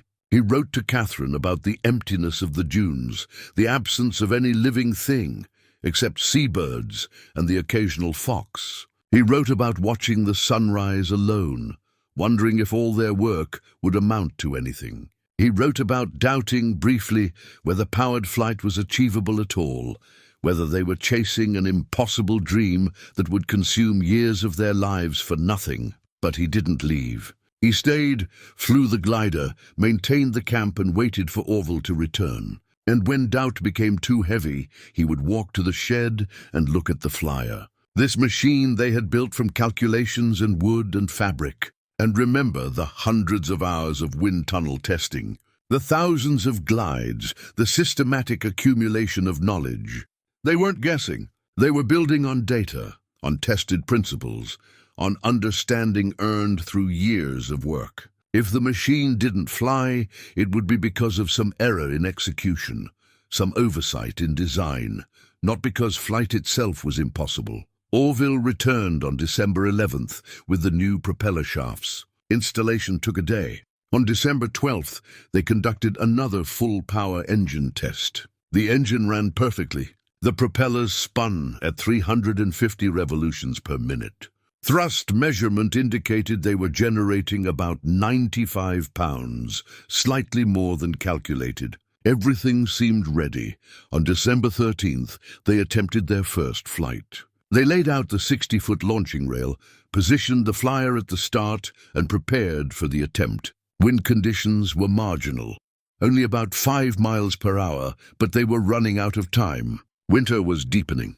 They might not get another opportunity. They had agreed that since the attempt was historic and dangerous, they would decide who would pilot using a coin toss. Wilbur won. He positioned himself on the lower wing, started the engine, brought it to full power, and released the restraining wire. The flyer began rolling down the track, slowly at first, then accelerating. At 40 feet down the rail, it lifted, barely, to about 15 feet altitude. Then the nose pitched up steeply. Too steeply. The climb became a stall.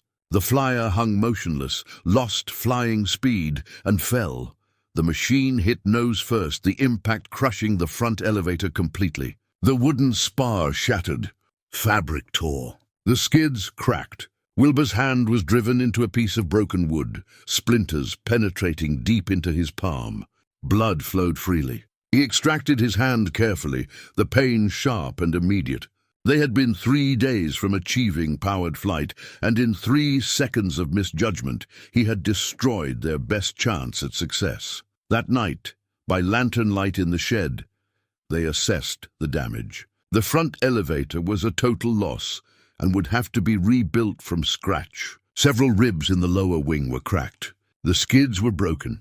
The propeller shafts, Orville's new shafts made after his 2-week journey to Dayton, were undamaged. The engine was fine. The wings were mostly intact. They could repair it, but it would take days of work.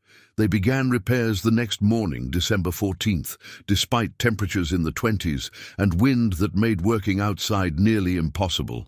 They worked in gloves, their fingers numb, fumbling with tools. They built a new elevator spar from spare wood, carved new ribs to replace the broken ones, sewed new fabric panels. The work was slow, frustrating, occasionally dangerous when cold tools slipped or numb fingers miscalculated force. By December 16th, repairs were complete. They had replaced everything damaged in the crash and reinforced several areas that had shown weakness. The flyer was actually stronger now than before the crash. But something else had changed. The weather was deteriorating. A major storm system was moving in from the northwest, bringing strong winds and freezing temperatures. They needed to fly immediately before conditions became impossible.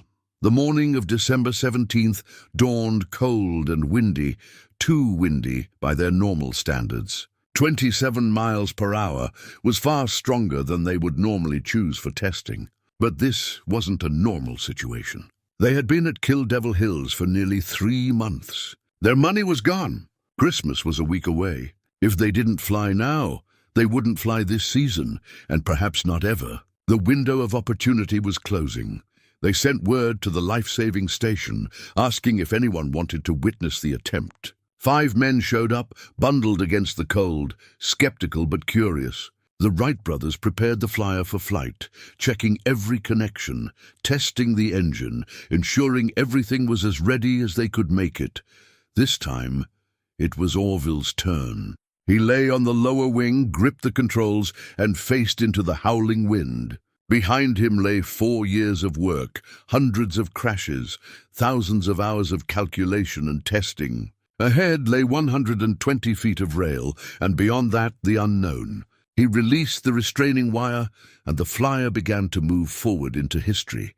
There are moments in human history when the boundary between impossible and inevitable dissolves in the span of a heartbeat. When centuries of failure suddenly give way to success, when the accumulated weight of countless setbacks transforms into the foundation of triumph. December 17th, 1903, at precisely 10:35 in the morning, was such a moment. The temperature stood at 28 degrees Fahrenheit. Ice crystals decorated the puddles left by yesterday's rain. Wind gusted to 27 miles per hour across the dunes of Kill Devil Hills, strong enough to lean into, cold enough to burn exposed skin. Orville Wright lay prone on the lower wing of a machine that weighed 605 pounds without him, 745 pounds with his body added. His hips rested in a wooden cradle that would slide left and right to warp the wings. His left hand gripped the elevator control lever. His right hand held nothing. It was merely braced against the wing for stability. Behind him, the 12-horsepower engine clattered and roared, every cylinder firing in sequence, driving 2 8-foot propellers at 350 revolutions per minute through bicycle chains that clicked and whirred. The entire machine vibrated with barely contained power. 5 witnesses stood in the freezing wind, watching these strange men from Ohio prepare for what most considered either folly or fraud. Adam Etheridge and John Daniels had walked over from the Kill Devil Hills life-saving station. Drawn by the message the Wright brothers had sent, W.C. Brinkley, a lumber buyer, happened to be in the area on business. Johnny Moore, a teenager from the village, had heard about the flying machine experiments and walked 4 miles across the dunes to see for himself. W.D. Doe, a traveling businessman, had been staying at the station and had nothing better to do on a cold Thursday morning. None of them truly believed they were about to witness history. They stood there because it was something to see, because the brothers had invited them, because on the Outer Banks in December there wasn't much else happening. Wilbur stood near the right wingtip, his hand resting on the wood, steadying the machine while Orville made final checks. 3 days earlier, Wilbur had won the coin toss and piloted the first attempt. That attempt had ended in a crash, his hand bloodied, the front elevator destroyed. Now it was Orville's turn. The coin toss had been fair. The brothers believed deeply in fairness, but Wilbur must have felt the sting of his failure. He had been granted the first opportunity to fly and had wasted it through impatience, pulling up too steeply, stalling. Now he would watch his younger brother attempt what he had failed to achieve. Orville nodded to Wilbur. He was ready. He pulled the lever that released the restraining wire holding the flyer to the rail. The machine lurched forward, rolling on a small-wheeled cart that rode on the 60-foot launching rail they had laid across the sand. The rail was necessary because wheels would sink into the soft sand. The cart rolling on the rail allowed them to accelerate to flying speed. Wilbur began running alongside, supporting the right wingtip to keep the machine tracking straight down the rail. At Orville's prone position, the world became a blur of motion and sensation. The engine roar filled his ears. Wind tore at his face. The rail passed beneath in a continuous line. 30 feet down the rail, he could feel the wings beginning to generate lift, the weight coming off the cart. 40 feet. The vibration changed as the cart's wheels began to skip. 50 feet. The ground effect, the compression of air between the wings and the sand, was creating additional lift. 60 feet. The cart fell away. The flyer was flying. For 12 seconds, Orville Wright occupied a space no human being had ever inhabited. He was suspended in powered, controlled, heavier-than-air flight, master of a machine that drew its force not from wind or gravity, but from human ingenuity and mechanical power. The altitude never exceeded. In 10 feet, barely higher than a tall person could, jump, but those 10 feet represented a chasm between everything that had come before and everything that would follow. The ground speed was approximately 7 miles per hour, slow enough that Wilbur, running alongside for the first few seconds, could nearly keep pace. But the flyer was flying into a headwind of 27 miles per hour, which meant the wings experienced 34 miles per hour of airflow, more than enough to generate the necessary lift. The effective airspeed, the speed that mattered for aerodynamics, was 5 times the ground speed. The flyer was flying fast, even if it was moving forward slowly. The flight path undulated like a wave on water. The elevator control proved far more sensitive than anything they had experienced with the gliders. The slightest forward pressure on the lever sent the nose down. The slightest backward pull sent it up. Orville was learning to fly under power in real time, discovering that a powered aircraft responds differently than a glider, that the constant thrust from the propellers changes everything about how the machine wants to move. The nose would pitch up slightly. Orville would push the lever forward to correct. The nose would drop perhaps too far. He would pull back. The nose would rise again.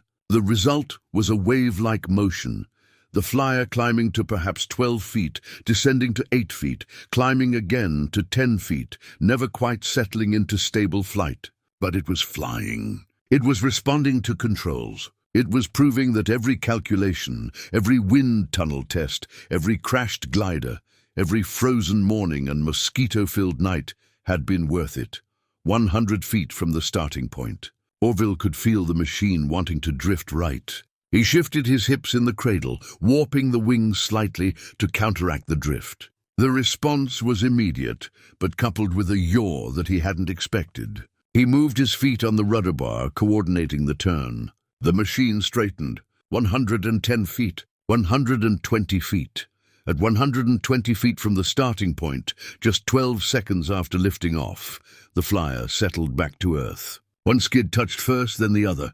The machine rocked forward on the skids, the propellers still spinning, the engine still running. Orville cut the ignition. The engine coughed and died. The propellers windmilled to a stop in the wind. Silence except for the wind and the sound of men running across the sand.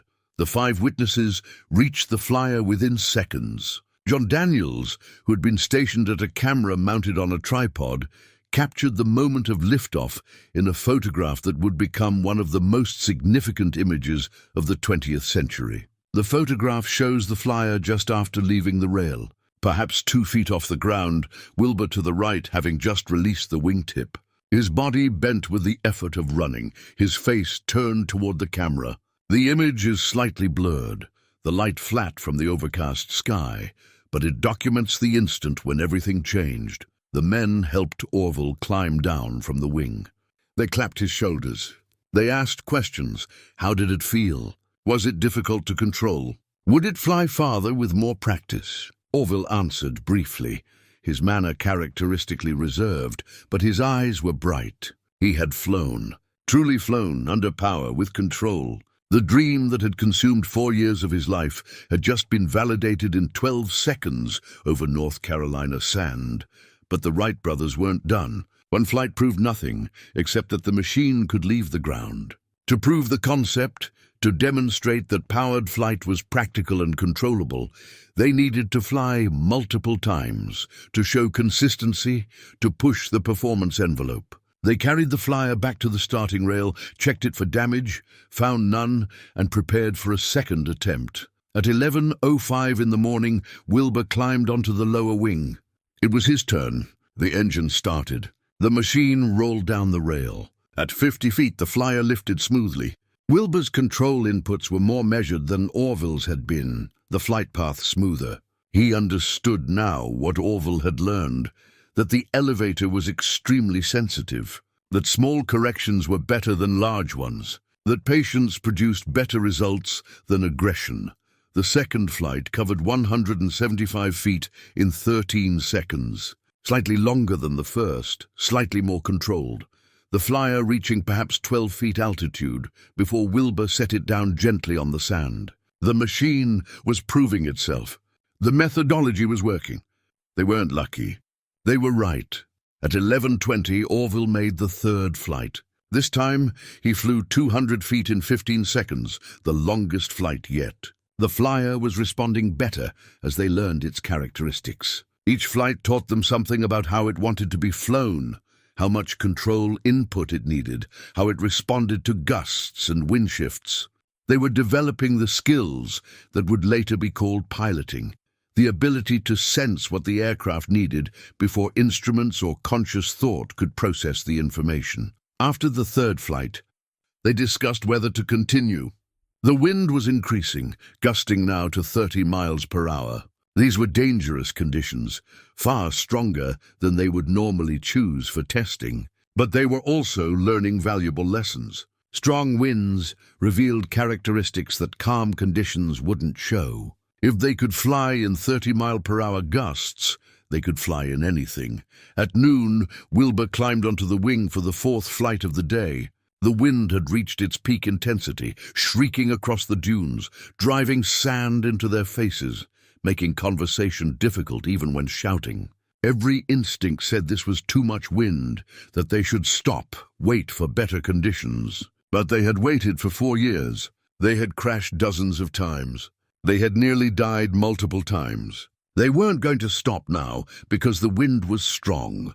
Wilbur released the restraining wire. The flyer accelerated down the rail and lifted quickly, the strong headwind generating so much lift that the machine was airborne at only 40 feet down the 60-foot rail. This was the fastest liftoff yet, the most dramatic, the flyer climbing to 20 feet within seconds of leaving the rail, and Wilbur flew, not just straight and level, fighting for survival, but actually maneuvering the machine with intention and skill. He banked left, gently but deliberately, the flyer responding smoothly.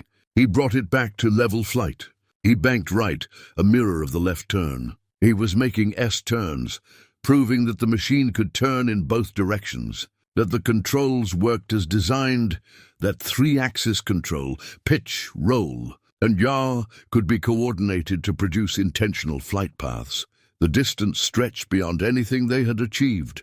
200 feet, 300 feet. The flyer passed the markers they had set out, disappearing briefly behind a small rise in the dunes. 400 feet, 500 feet. The witnesses ran to keep up, spreading out across the sand, following this impossible machine as it flew farther than any powered aircraft in history. 600 feet, 700 feet. The altitude varied between 20 and 30 feet, terrifyingly high by their standards. A crash from 30 feet would likely be fatal.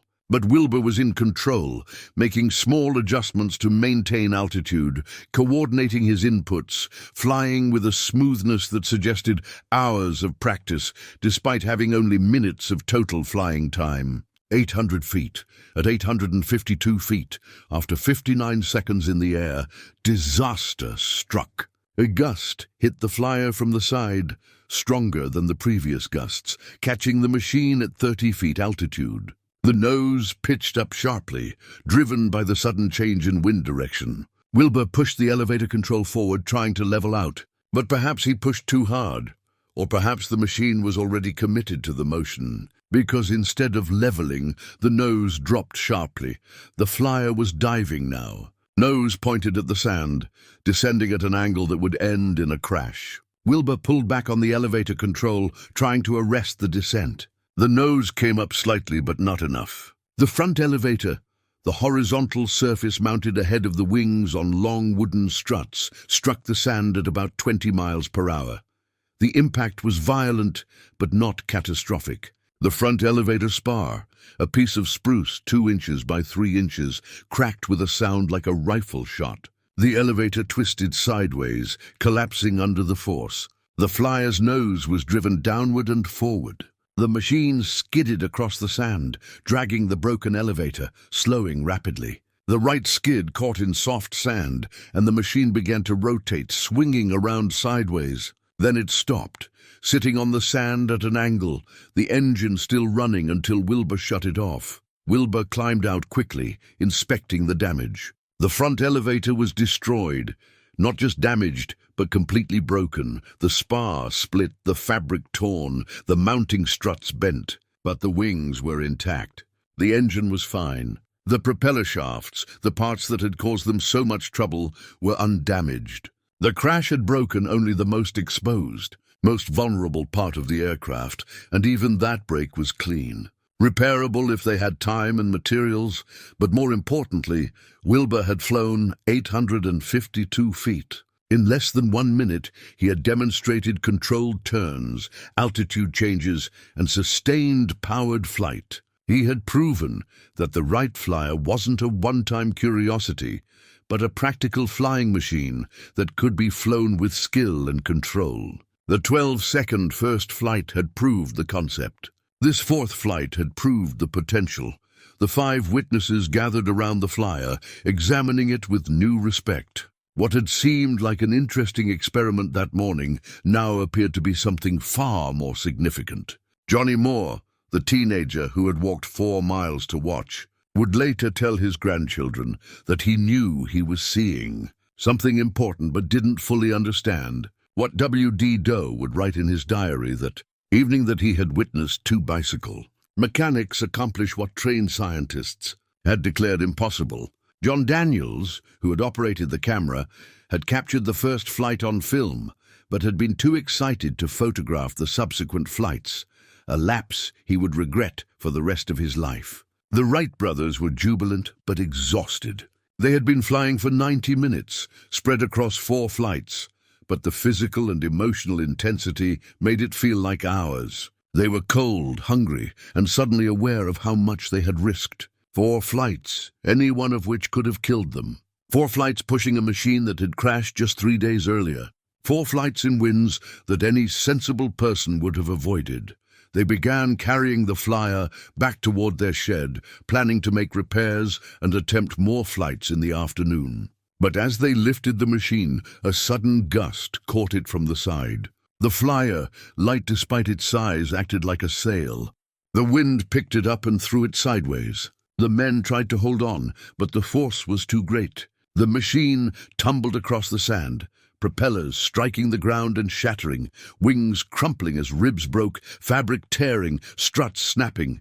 When it finally stopped rolling, the flyer was destroyed. Not damaged, destroyed. The wings were twisted ruins. The propellers were splintered stumps. The engine, amazingly, was still intact, torn loose from its mounts but unbroken. The frame was bent beyond repair. The machine that had just proven powered flight was possible would never fly again. But standing in the wind, looking at the wreckage, the Wright brothers understood that it didn't matter.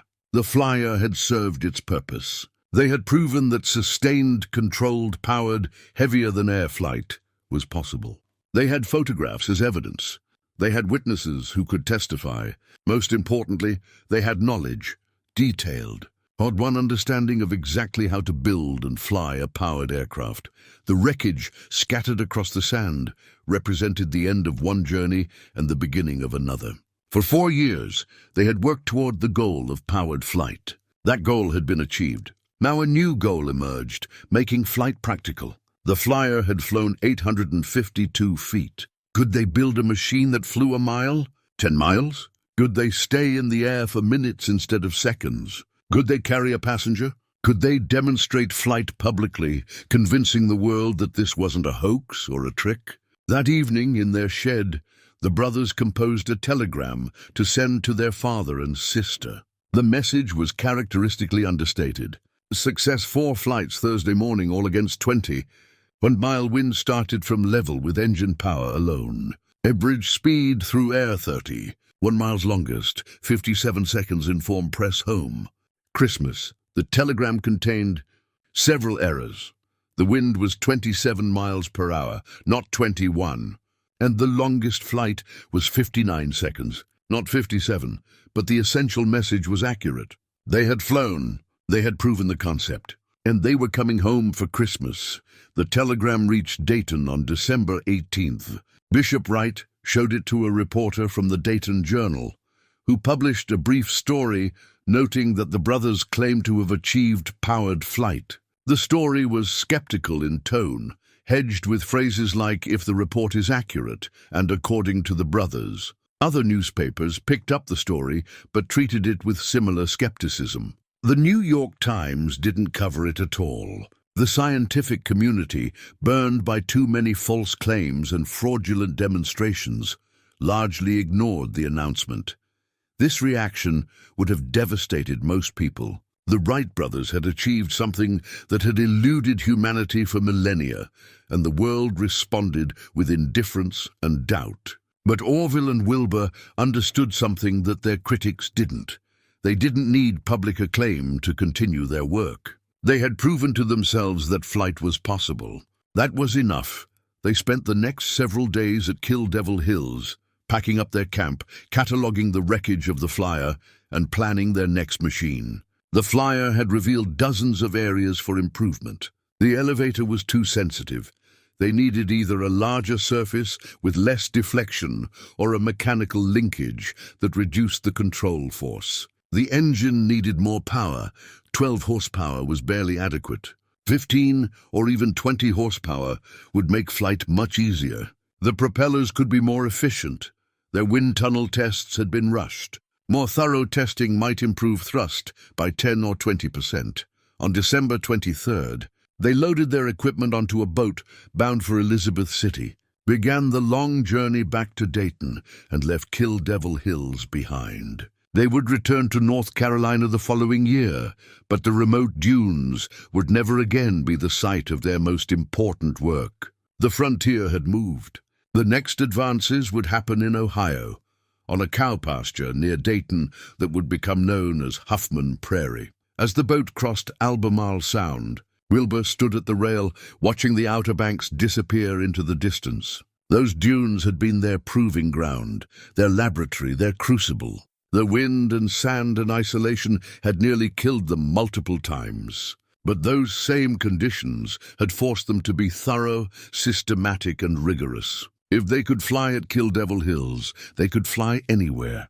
Orville joined his brother at the rail. They stood in silence for several minutes, two men who had accomplished something that would echo through history, but who were thinking primarily about the work ahead. Finally, Orville spoke.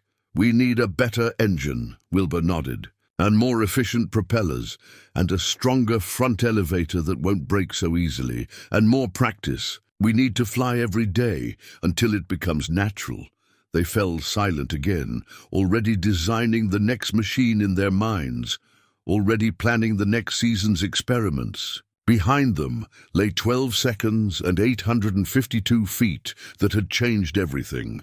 Ahead lay years of refinement, public demonstrations, and the transformation of their fragile machine into practical aircraft that would revolutionize human civilization. But on that boat crossing Albemarle Sound, on a cold December afternoon, they were simply two brothers going home for Christmas, satisfied that they had answered the question that had driven them for 4 years. Humans could fly. The proof was in the photographs, in the testimony of witnesses, in the splinters and torn fabric they had packed carefully into crates.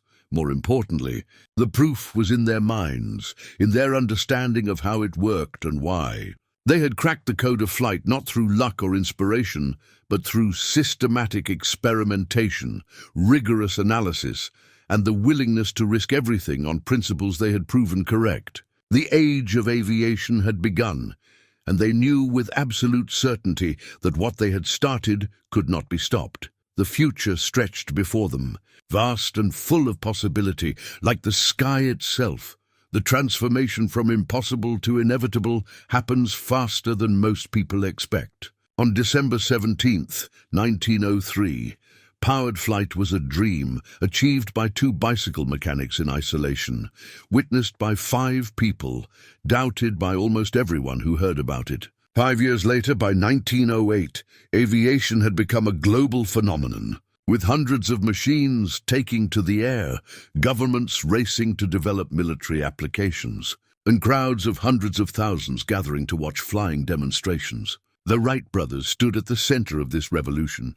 But the price of their success would be measured in broken bodies, patent lawsuits, and the constant pressure of proving themselves to a skeptical world. The years between December 1903 and August 1908 were years of refinement conducted in relative obscurity. The Wright brothers returned to Dayton and began building improved aircraft, testing them at Huffman Prairie, a cow pasture 8 miles outside the city. They invited reporters occasionally, but the press coverage remained skeptical. Claims of flight were common in those years. Frauds and exaggerations were more common still. Without seeing the flights personally, editors remained unconvinced. The brothers didn't particularly care about public opinion. They cared about improving their machines. The Flyer 2, built in spring of 1904, incorporated lessons from Kill Devil Hills. A more powerful engine generating 16 horsepower, strengthened structure, improved elevator control. They made over 80 flights at Huffman Prairie that year, the longest covering 2 3/4 miles in 5 minutes and 4 seconds. Each flight taught them something new about control, about the behavior of aircraft in different wind conditions, about the physical demands of piloting. By 1905, they were flying the Flyer 3, a machine reliable enough for practical use. On October 5, 1905, Wilbur flew 24 miles in 39 minutes, circling Huffman Prairie repeatedly while local farmers stopped their work to watch this impossible machine fly overhead. The flight wasn't just a demonstration of distance, but of control. Wilbur made dozens of turns, maintaining altitude throughout, landing only when his fuel ran low. Aviation had progressed in 2 years from 12 seconds to nearly 40 minutes, from 120 feet to 24 miles. Yet the world remained largely unaware. The brothers had stopped inviting press coverage, concerned about protecting their patent applications. They had filed for patents covering their 3-axis control system in March 1903, before their first flight. Those patents were still pending, and they feared that public demonstrations would allow competitors to steal their innovations before legal protection existed. So they flew in relative secrecy at Huffman Prairie, occasionally observed by local residents, but otherwise working in isolation. The breakthrough to public recognition came through Europe. In 1907, the Wright brothers signed contracts with French and American groups to demonstrate their aircraft. The European contract was particularly lucrative. They would receive 100,000 francs, roughly $20,000, for flights demonstrating their claimed capabilities. But the contract came with stringent requirements. They had to fly at least 50 kilometers, stay aloft for at least 1 hour, and carry a passenger. These requirements seemed reasonable to the Wright brothers. By 1907, they had already exceeded them in private flights. But European aviation enthusiasts, led by French pioneers who had been developing their own aircraft, were deeply skeptical. French aviator and engineer Ferdinand Ferber publicly stated that the Wrights were either liars or had achieved only brief hops, not true flight. The French magazine L'Aérophile published articles suggesting the Wright claims were an elaborate American hoax. The skepticism was somewhat justified. Aviation in Europe had developed along different lines. European pioneers like Alberto Santos Dumont had achieved brief, straight-line flights in aircraft that were fundamentally different from the Wright designs. They used ailerons instead of wing warping, tail first instead of canard configurations, wheeled undercarriages instead of skids. Santos Dumont's flight of 220 feet in October 1906 was celebrated across Europe as the first true airplane flight. The Wright brothers' earlier achievements dismissed as unverified American bragging. In August 1908, Wilbur traveled to France to fulfill their contract. He brought with him a disassembled flyer packed in crates and set up operations at the Hunaudière racetrack near Le Mans. French aviators gathered to watch this American who claimed to have mastered flight. The prevailing sentiment was skeptical at best, openly hostile at worst. French newspapers published cartoons showing Wilbur as a charlatan, about to be exposed. On August 8, 1908, Wilbur made his first public flight in France. The aircraft lifted smoothly, climbed to about 30 feet, and flew a complete circuit of the racetrack. 1 minute and 45 seconds of controlled flight that included 2 complete turns. When Wilbur landed and shut off the engine, the field erupted in chaos. French aviators who had been preparing to mock him instead rushed forward, shouting congratulations. Louis Blériot, one of France's leading aviation pioneers, fell to his knees, reportedly whispering that he had witnessed a miracle. The reaction was so extreme because the French aviators immediately understood what they were seeing. The Wright flyer didn't just fly, it flew with a degree of control that their own aircraft couldn't approach. European aircraft of that era required perfect conditions and could only manage straight flights. The Wrights could turn, bank, climb, and descend with apparent ease. The difference wasn't incremental. It was categorical. The Wrights weren't slightly ahead. They were years ahead. Over the following weeks, Wilbur made dozens of flights at various locations in France, each one more impressive than the last. On September 21st, he set an endurance record, flying for 1 hour and 31 minutes, covering over 60 miles. On December 31st, he flew for 2 hours and 20 minutes, covering 77 miles, demonstrating that sustained flight was not just possible but practical. Crowds of thousands attended his demonstrations. French newspapers that had mocked him now praised him extravagantly. Aviation clubs formed across Europe. Investors poured money into aircraft development. Meanwhile, back in America, Orville was conducting similar demonstrations at Fort Myer, Virginia. As part of the brothers' contract with the United States Army Signal Corps, the Army was interested in aircraft for reconnaissance and communication. The contract called for an aircraft capable of carrying 2 people, flying at 40 miles per hour and staying aloft for at least 1 hour. The Army would pay $25,000 if the Wright flyer met specifications. Orville's demonstrations at Fort Myer drew enormous crowds. Thousands of spectators lined the parade grounds each day, watching flights that grew progressively longer and more ambitious. On September 9, 1908, Orville flew for over 1 hour with a passenger, Army Lieutenant Frank Lahm, covering 57 miles at altitudes reaching 100 feet. The military officers watching were astounded. The strategic implications were obvious. An aircraft that could fly for an hour could scout enemy positions, direct artillery fire, or deliver messages with unprecedented speed. But aviation in those early years was desperately dangerous. The Wright brothers understood the risks better than anyone. They had crashed dozens of times during their development work. They built their aircraft as carefully as possible, tested thoroughly before flying, and approached each flight with appropriate caution. But risk could be managed, not eliminated. On September 17th, 1908, that risk manifested in tragedy. Orville was flying with Lieutenant Thomas Selfridge as passenger. Selfridge was a 26-year-old Army officer and aviation enthusiast who had built his own gliders and was intensely interested in the Wright brothers' work. The flight began normally: smooth takeoff, steady climb to 75 feet, several complete circuits of the field. Then during the fourth circuit, a metallic snapping sound cut through the engine noise.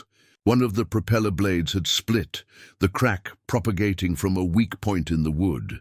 The damaged propeller immediately went out of balance, vibrating violently. The vibration loosened a wire that controlled the vertical tail surface. With the tail control lost, the aircraft began to yaw, to rotate horizontally, without any way for Orville to correct it.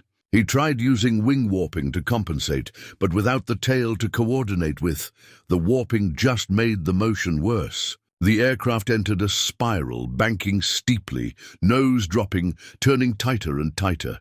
Orville shut off the engine, hoping to reduce the chaos, and tried to level the wings for landing, but they were too low and descending too fast.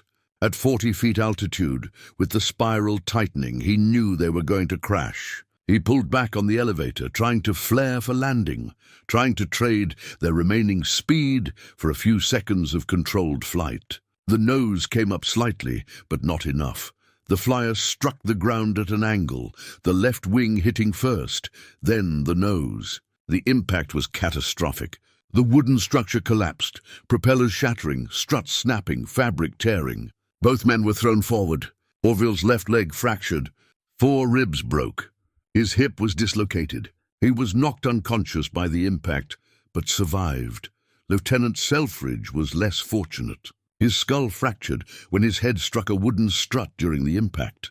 He was unconscious when they pulled him from the wreckage and never regained consciousness. He died 3 hours later at the Fort Myer Hospital, becoming the first airplane passenger fatality in history. The crash devastated the Wright brothers. They had always known flight was dangerous. They had risked their own lives repeatedly, but causing someone else's death was different. Selfridge had trusted them, had believed in their technology, had climbed into their aircraft confident that their expertise would keep him safe, and they had failed to protect him. The propeller that split had been made using their specifications, tested using their methods. The failure was, in a sense, their failure. Orville spent 7 weeks in the hospital, recovering from his injuries. His left leg healed imperfectly, leaving him with a permanent limp. His back injuries would cause pain for the rest of his life. But the psychological trauma was worse than the physical. He had been flying when a passenger died. He replayed the crash constantly in his mind, analyzing every decision, wondering if he could have done something differently, if there was some control input or technique that would have saved Selfridge's life.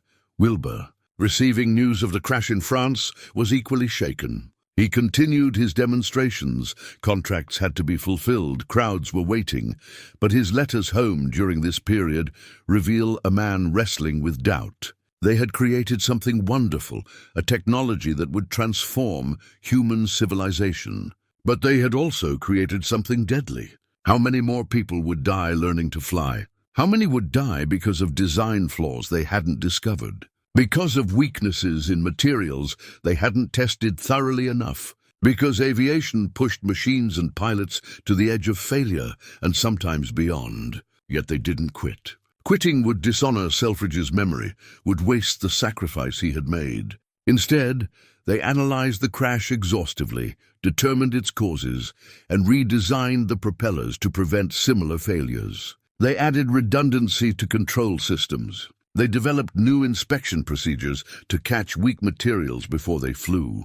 They turned tragedy into systematic improvement, the same methodology they had always used, just applied to more terrible circumstances.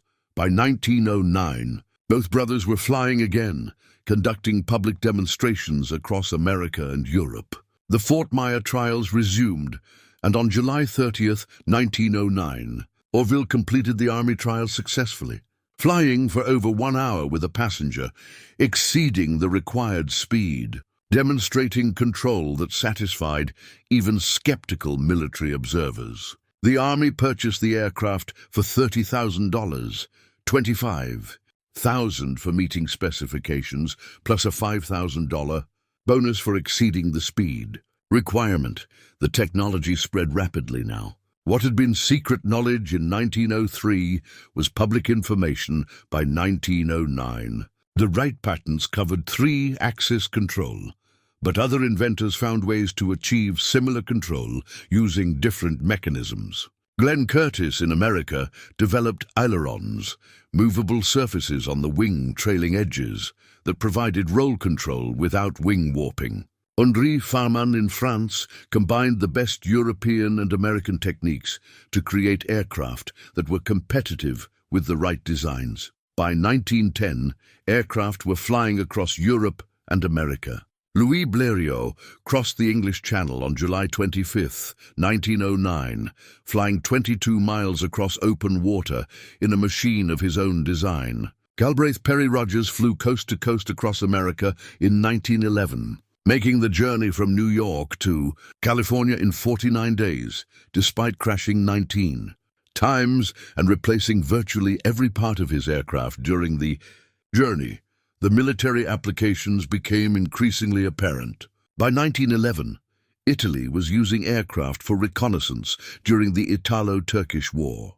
By 1914, when World War I began, every major power had military aviation programs. Aircraft that had been curiosities in 1908 were dropping bombs on enemy trenches by 1915. The technology that the Wright brothers had developed for the pure joy of flight was being weaponized with terrifying efficiency. The Wright brothers spent much of the decade from 1909 to 1919 in patent litigation. Their patents, granted in 1906, covered the fundamental principle of coordinated 3-axis control. They believed reasonably that anyone using 3-axis control was using their invention and owed them licensing fees. But defining what constituted their invention proved difficult. Ailerons provided roll control differently than wing warping. Did that escape their patent? Tail-first designs controlled pitch differently than canard designs. Did that make them different enough to avoid infringement? The legal battles consumed enormous time and money. At one point, the Wright Company was involved in over 400 separate lawsuits. They won most of them. Courts generally agreed that 3-axis control was their invention regardless of the specific mechanism used. But winning court cases didn't translate to collecting royalties. Many infringers simply ignored the judgments or went bankrupt before paying. The litigation made the Wright brothers wealthy in theory, but stressed and exhausted in practice.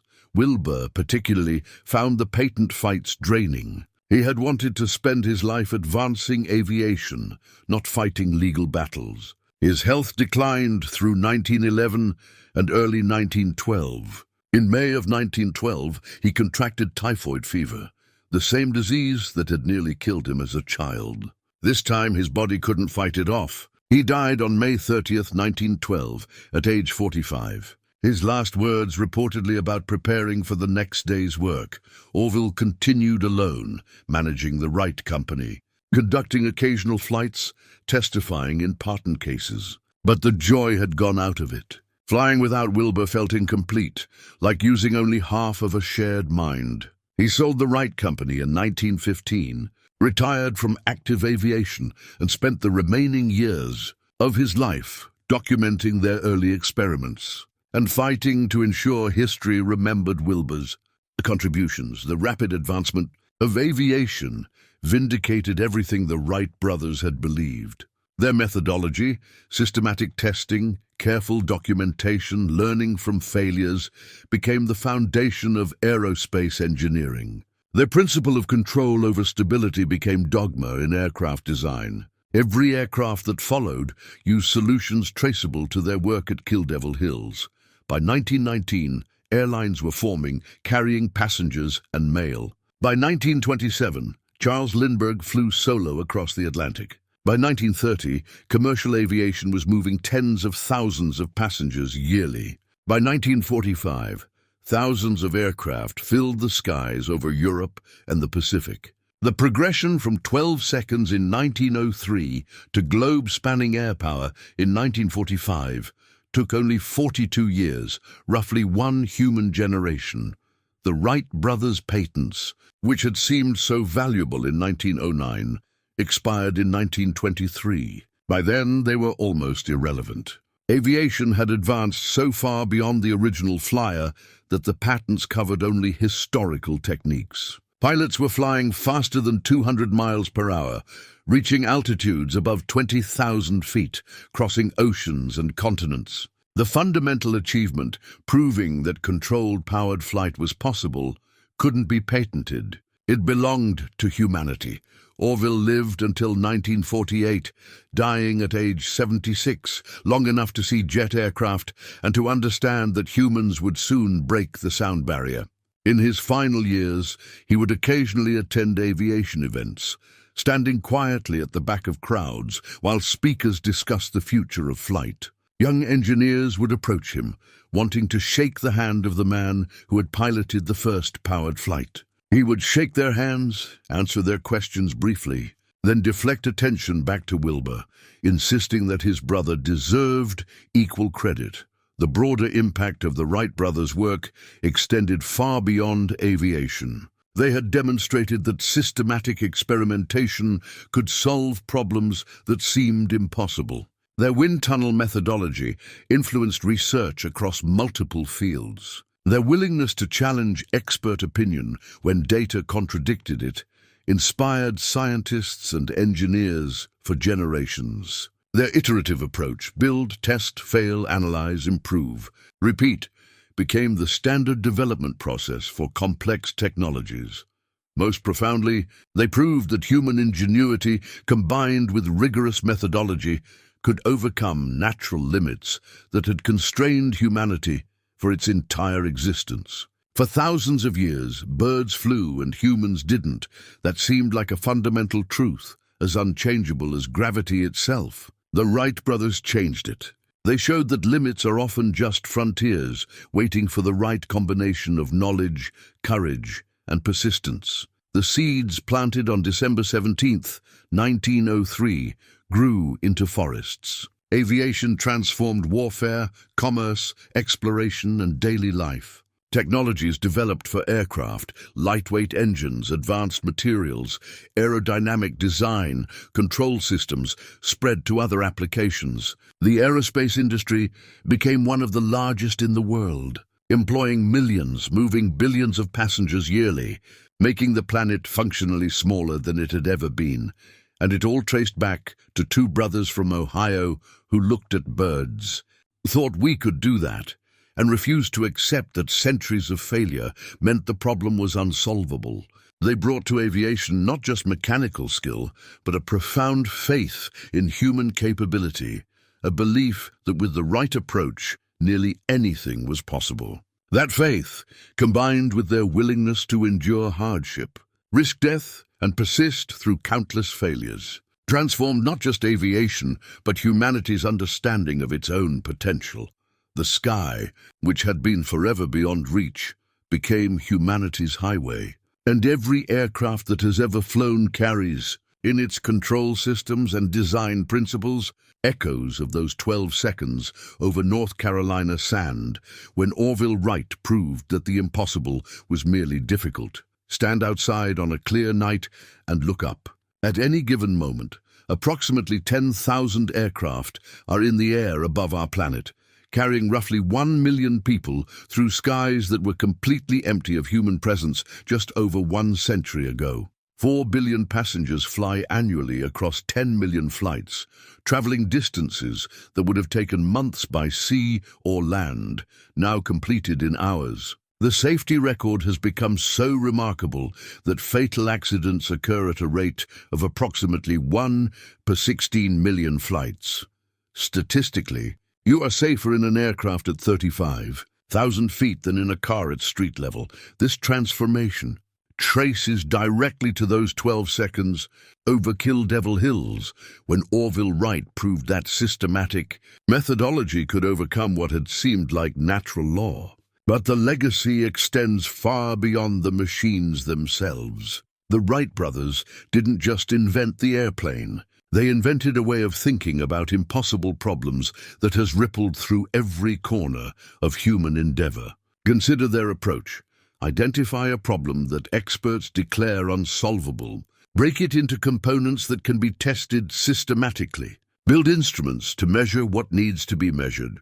Accept failure as data rather than defeat. Iterate relentlessly until the problem yields. This methodology, revolutionary in 1901 when they built their wind tunnel, has become the foundation of modern engineering and scientific research. We call it different things now: the scientific method, iterative design, rapid prototyping, fail-fast development. But the core principle remains identical to what two bicycle mechanics practiced in their shop. The immediate descendants of the Wright Flyer pushed boundaries with breathtaking speed. Charles Lindbergh's solo crossing of the Atlantic in 1927 captured global imagination, but it was merely one milestone in a progression that seemed unstoppable. In 1932, Amelia Earhart became the first woman to fly solo across the Atlantic. In 1947, Chuck Yeager broke the sound barrier in the Bell X-1, achieving Mach 1.06 despite transonic shockwaves that nearly tore his aircraft apart. Each breakthrough demonstrated that limits were temporary, that what seemed impossible one decade became routine the next. The methodology that enabled these achievements echoed the Wright brothers' approach perfectly. Yeager's supersonic flight succeeded because years of wind tunnel testing had mapped the behavior of shock waves, because test pilots had deliberately pushed aircraft close to the sound barrier and documented what happened, because engineers had analyzed dozens of crashes and structural failures to understand where materials and designs failed. Each step built on accumulated knowledge. Each failure taught something that made the next attempt better. The space race of the 1960s demonstrated the Wright methodology applied at civilizational scale. President Kennedy's declaration in 1961 that America would land humans on the moon before decade's end set a goal that seemed barely achievable. The Apollo program that accomplished it used systematic testing that would have made the Wright brothers proud. Build components, test them individually, test them together, document every failure, analyze every anomaly, improve and repeat.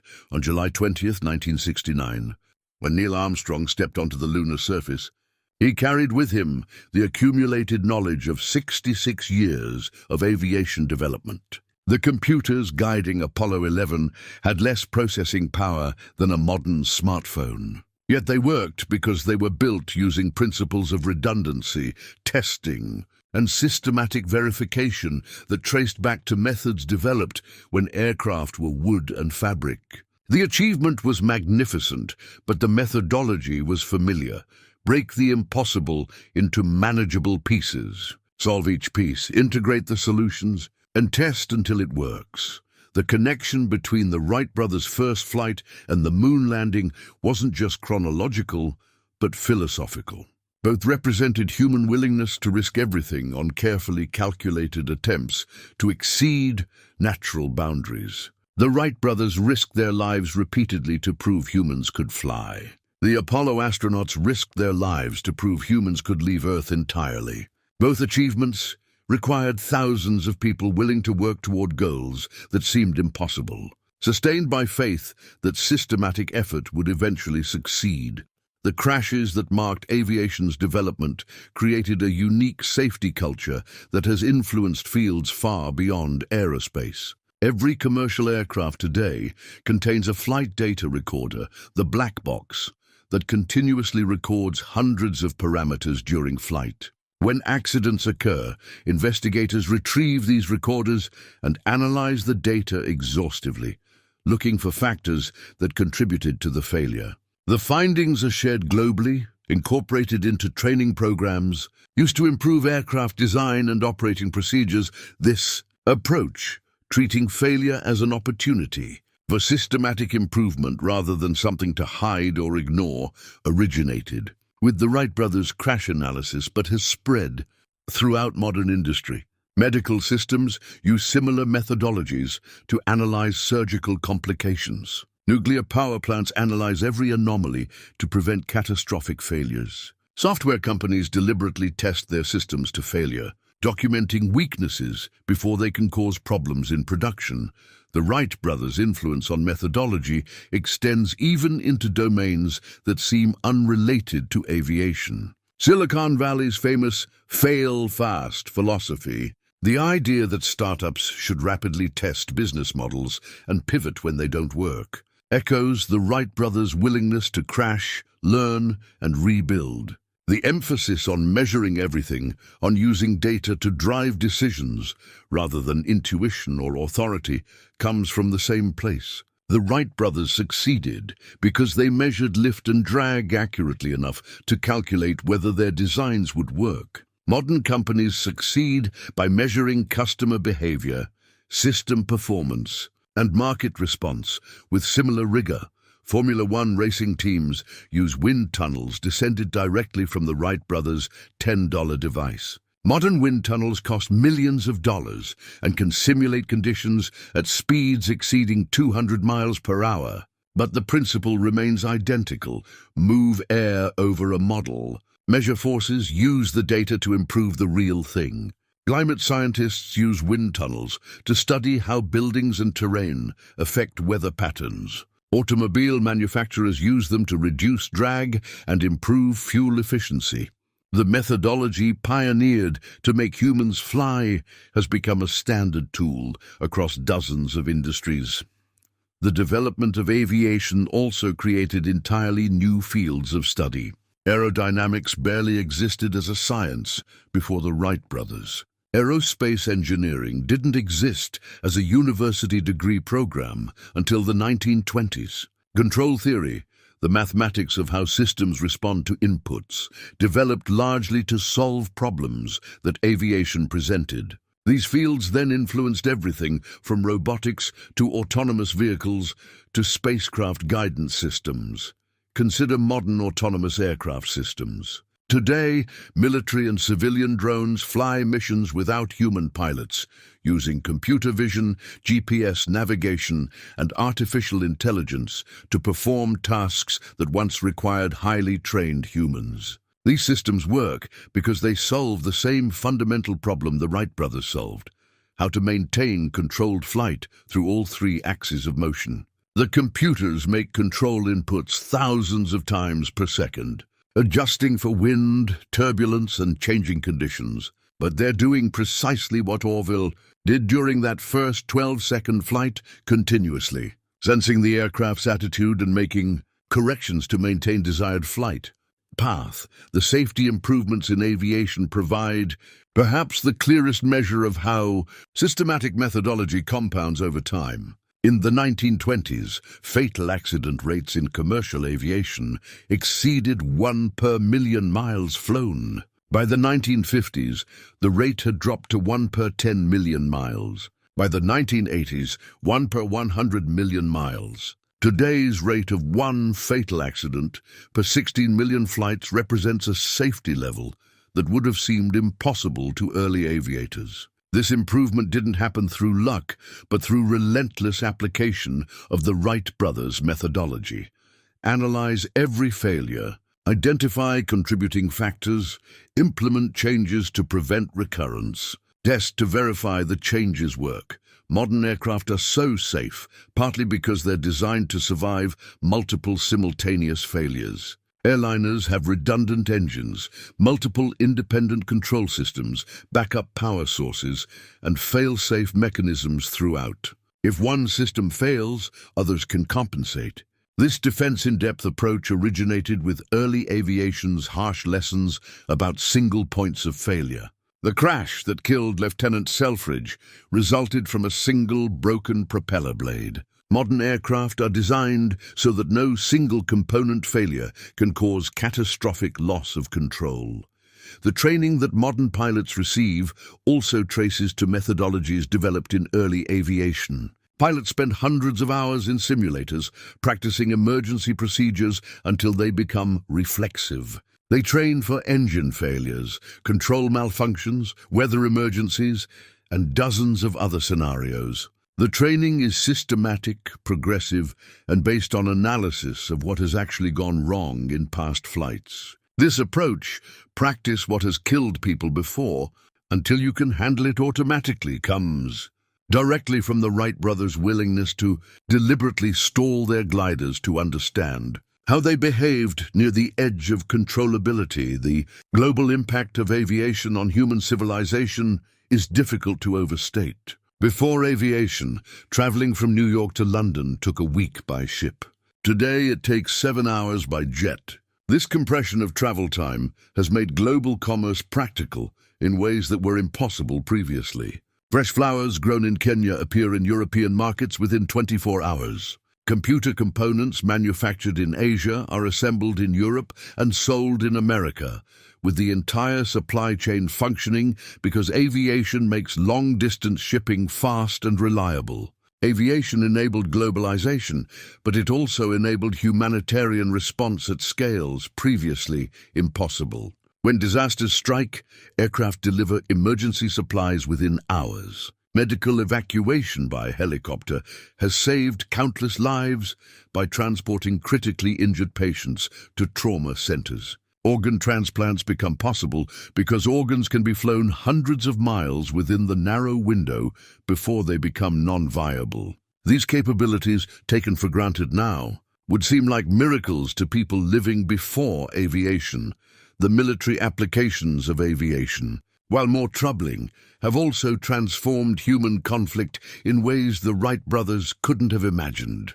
Strategic bombing in World War II brought warfare to civilian populations in unprecedented ways. The atomic bombs that ended that war were delivered by aircraft. Modern military doctrine depends on air superiority, control of the sky, to such an extent that ground operations are almost impossible without it. Drones enable precision strikes and surveillance from altitudes and distances that make the operators nearly invulnerable. Yet aviation has also enabled peacekeeping and deterrence. Satellite surveillance, only possible because aviation led to rocket technology, which led to spaceflight, makes surprise attacks far more difficult than in previous eras. The ability to respond globally within hours has made territorial conquest less attractive when any invasion can be countered by forces arriving from across the planet.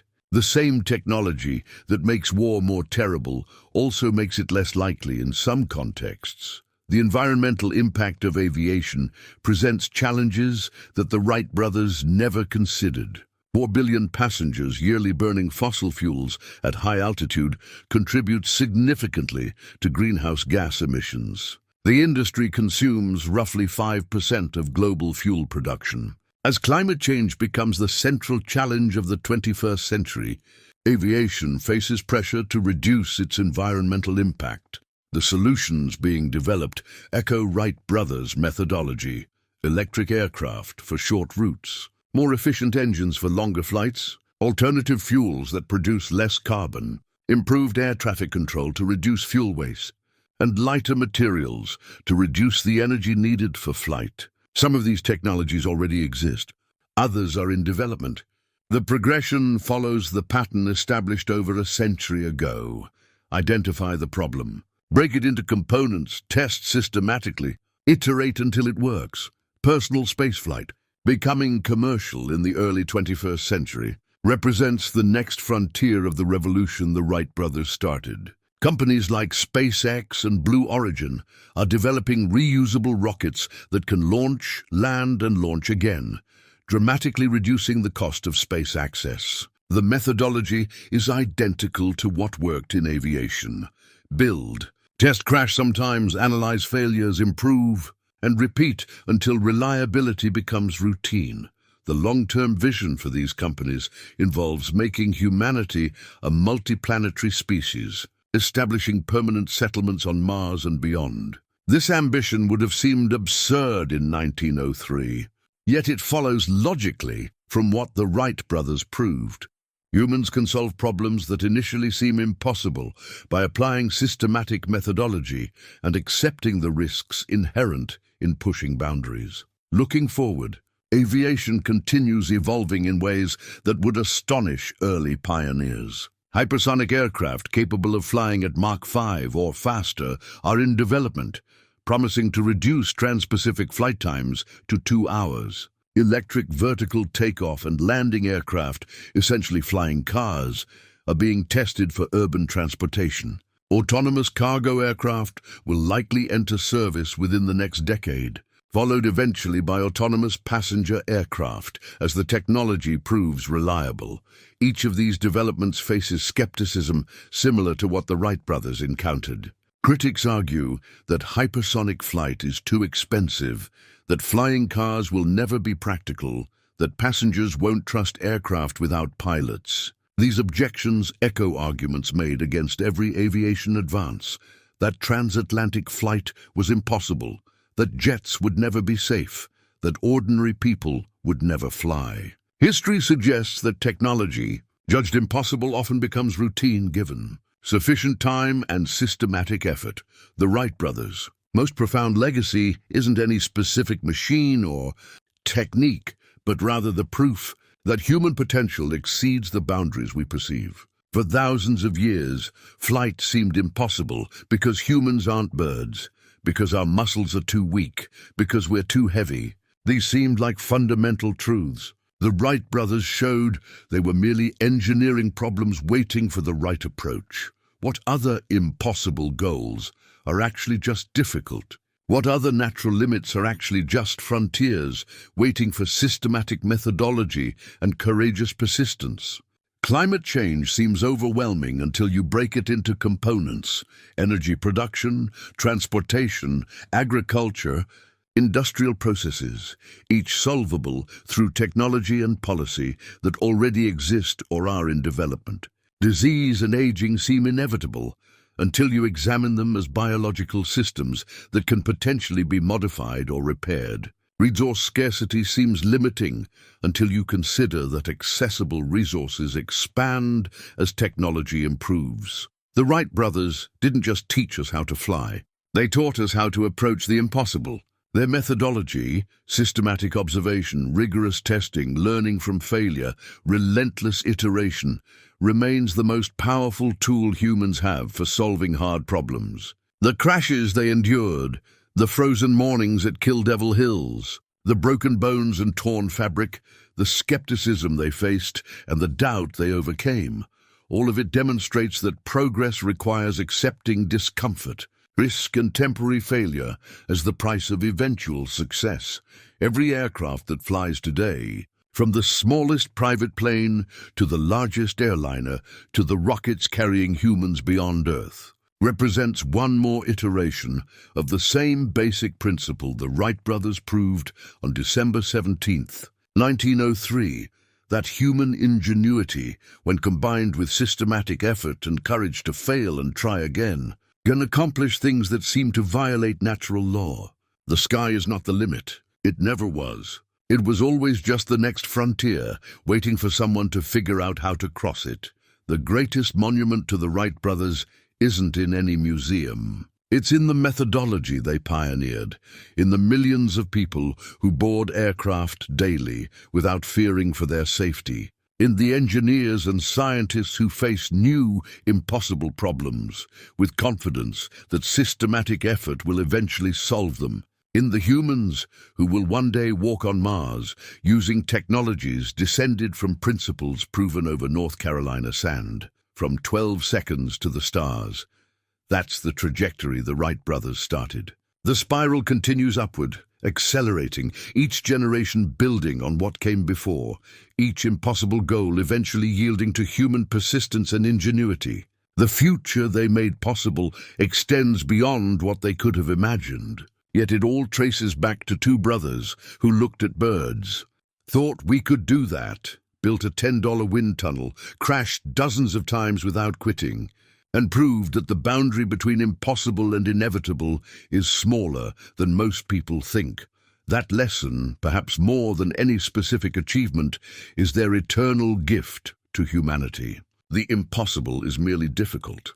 Natural limits are temporary. Human potential exceeds human perception. And with the right approach, with courage to fail and wisdom to learn from failure, nearly anything becomes achievable. The sky was never the limit. It was always just the beginning.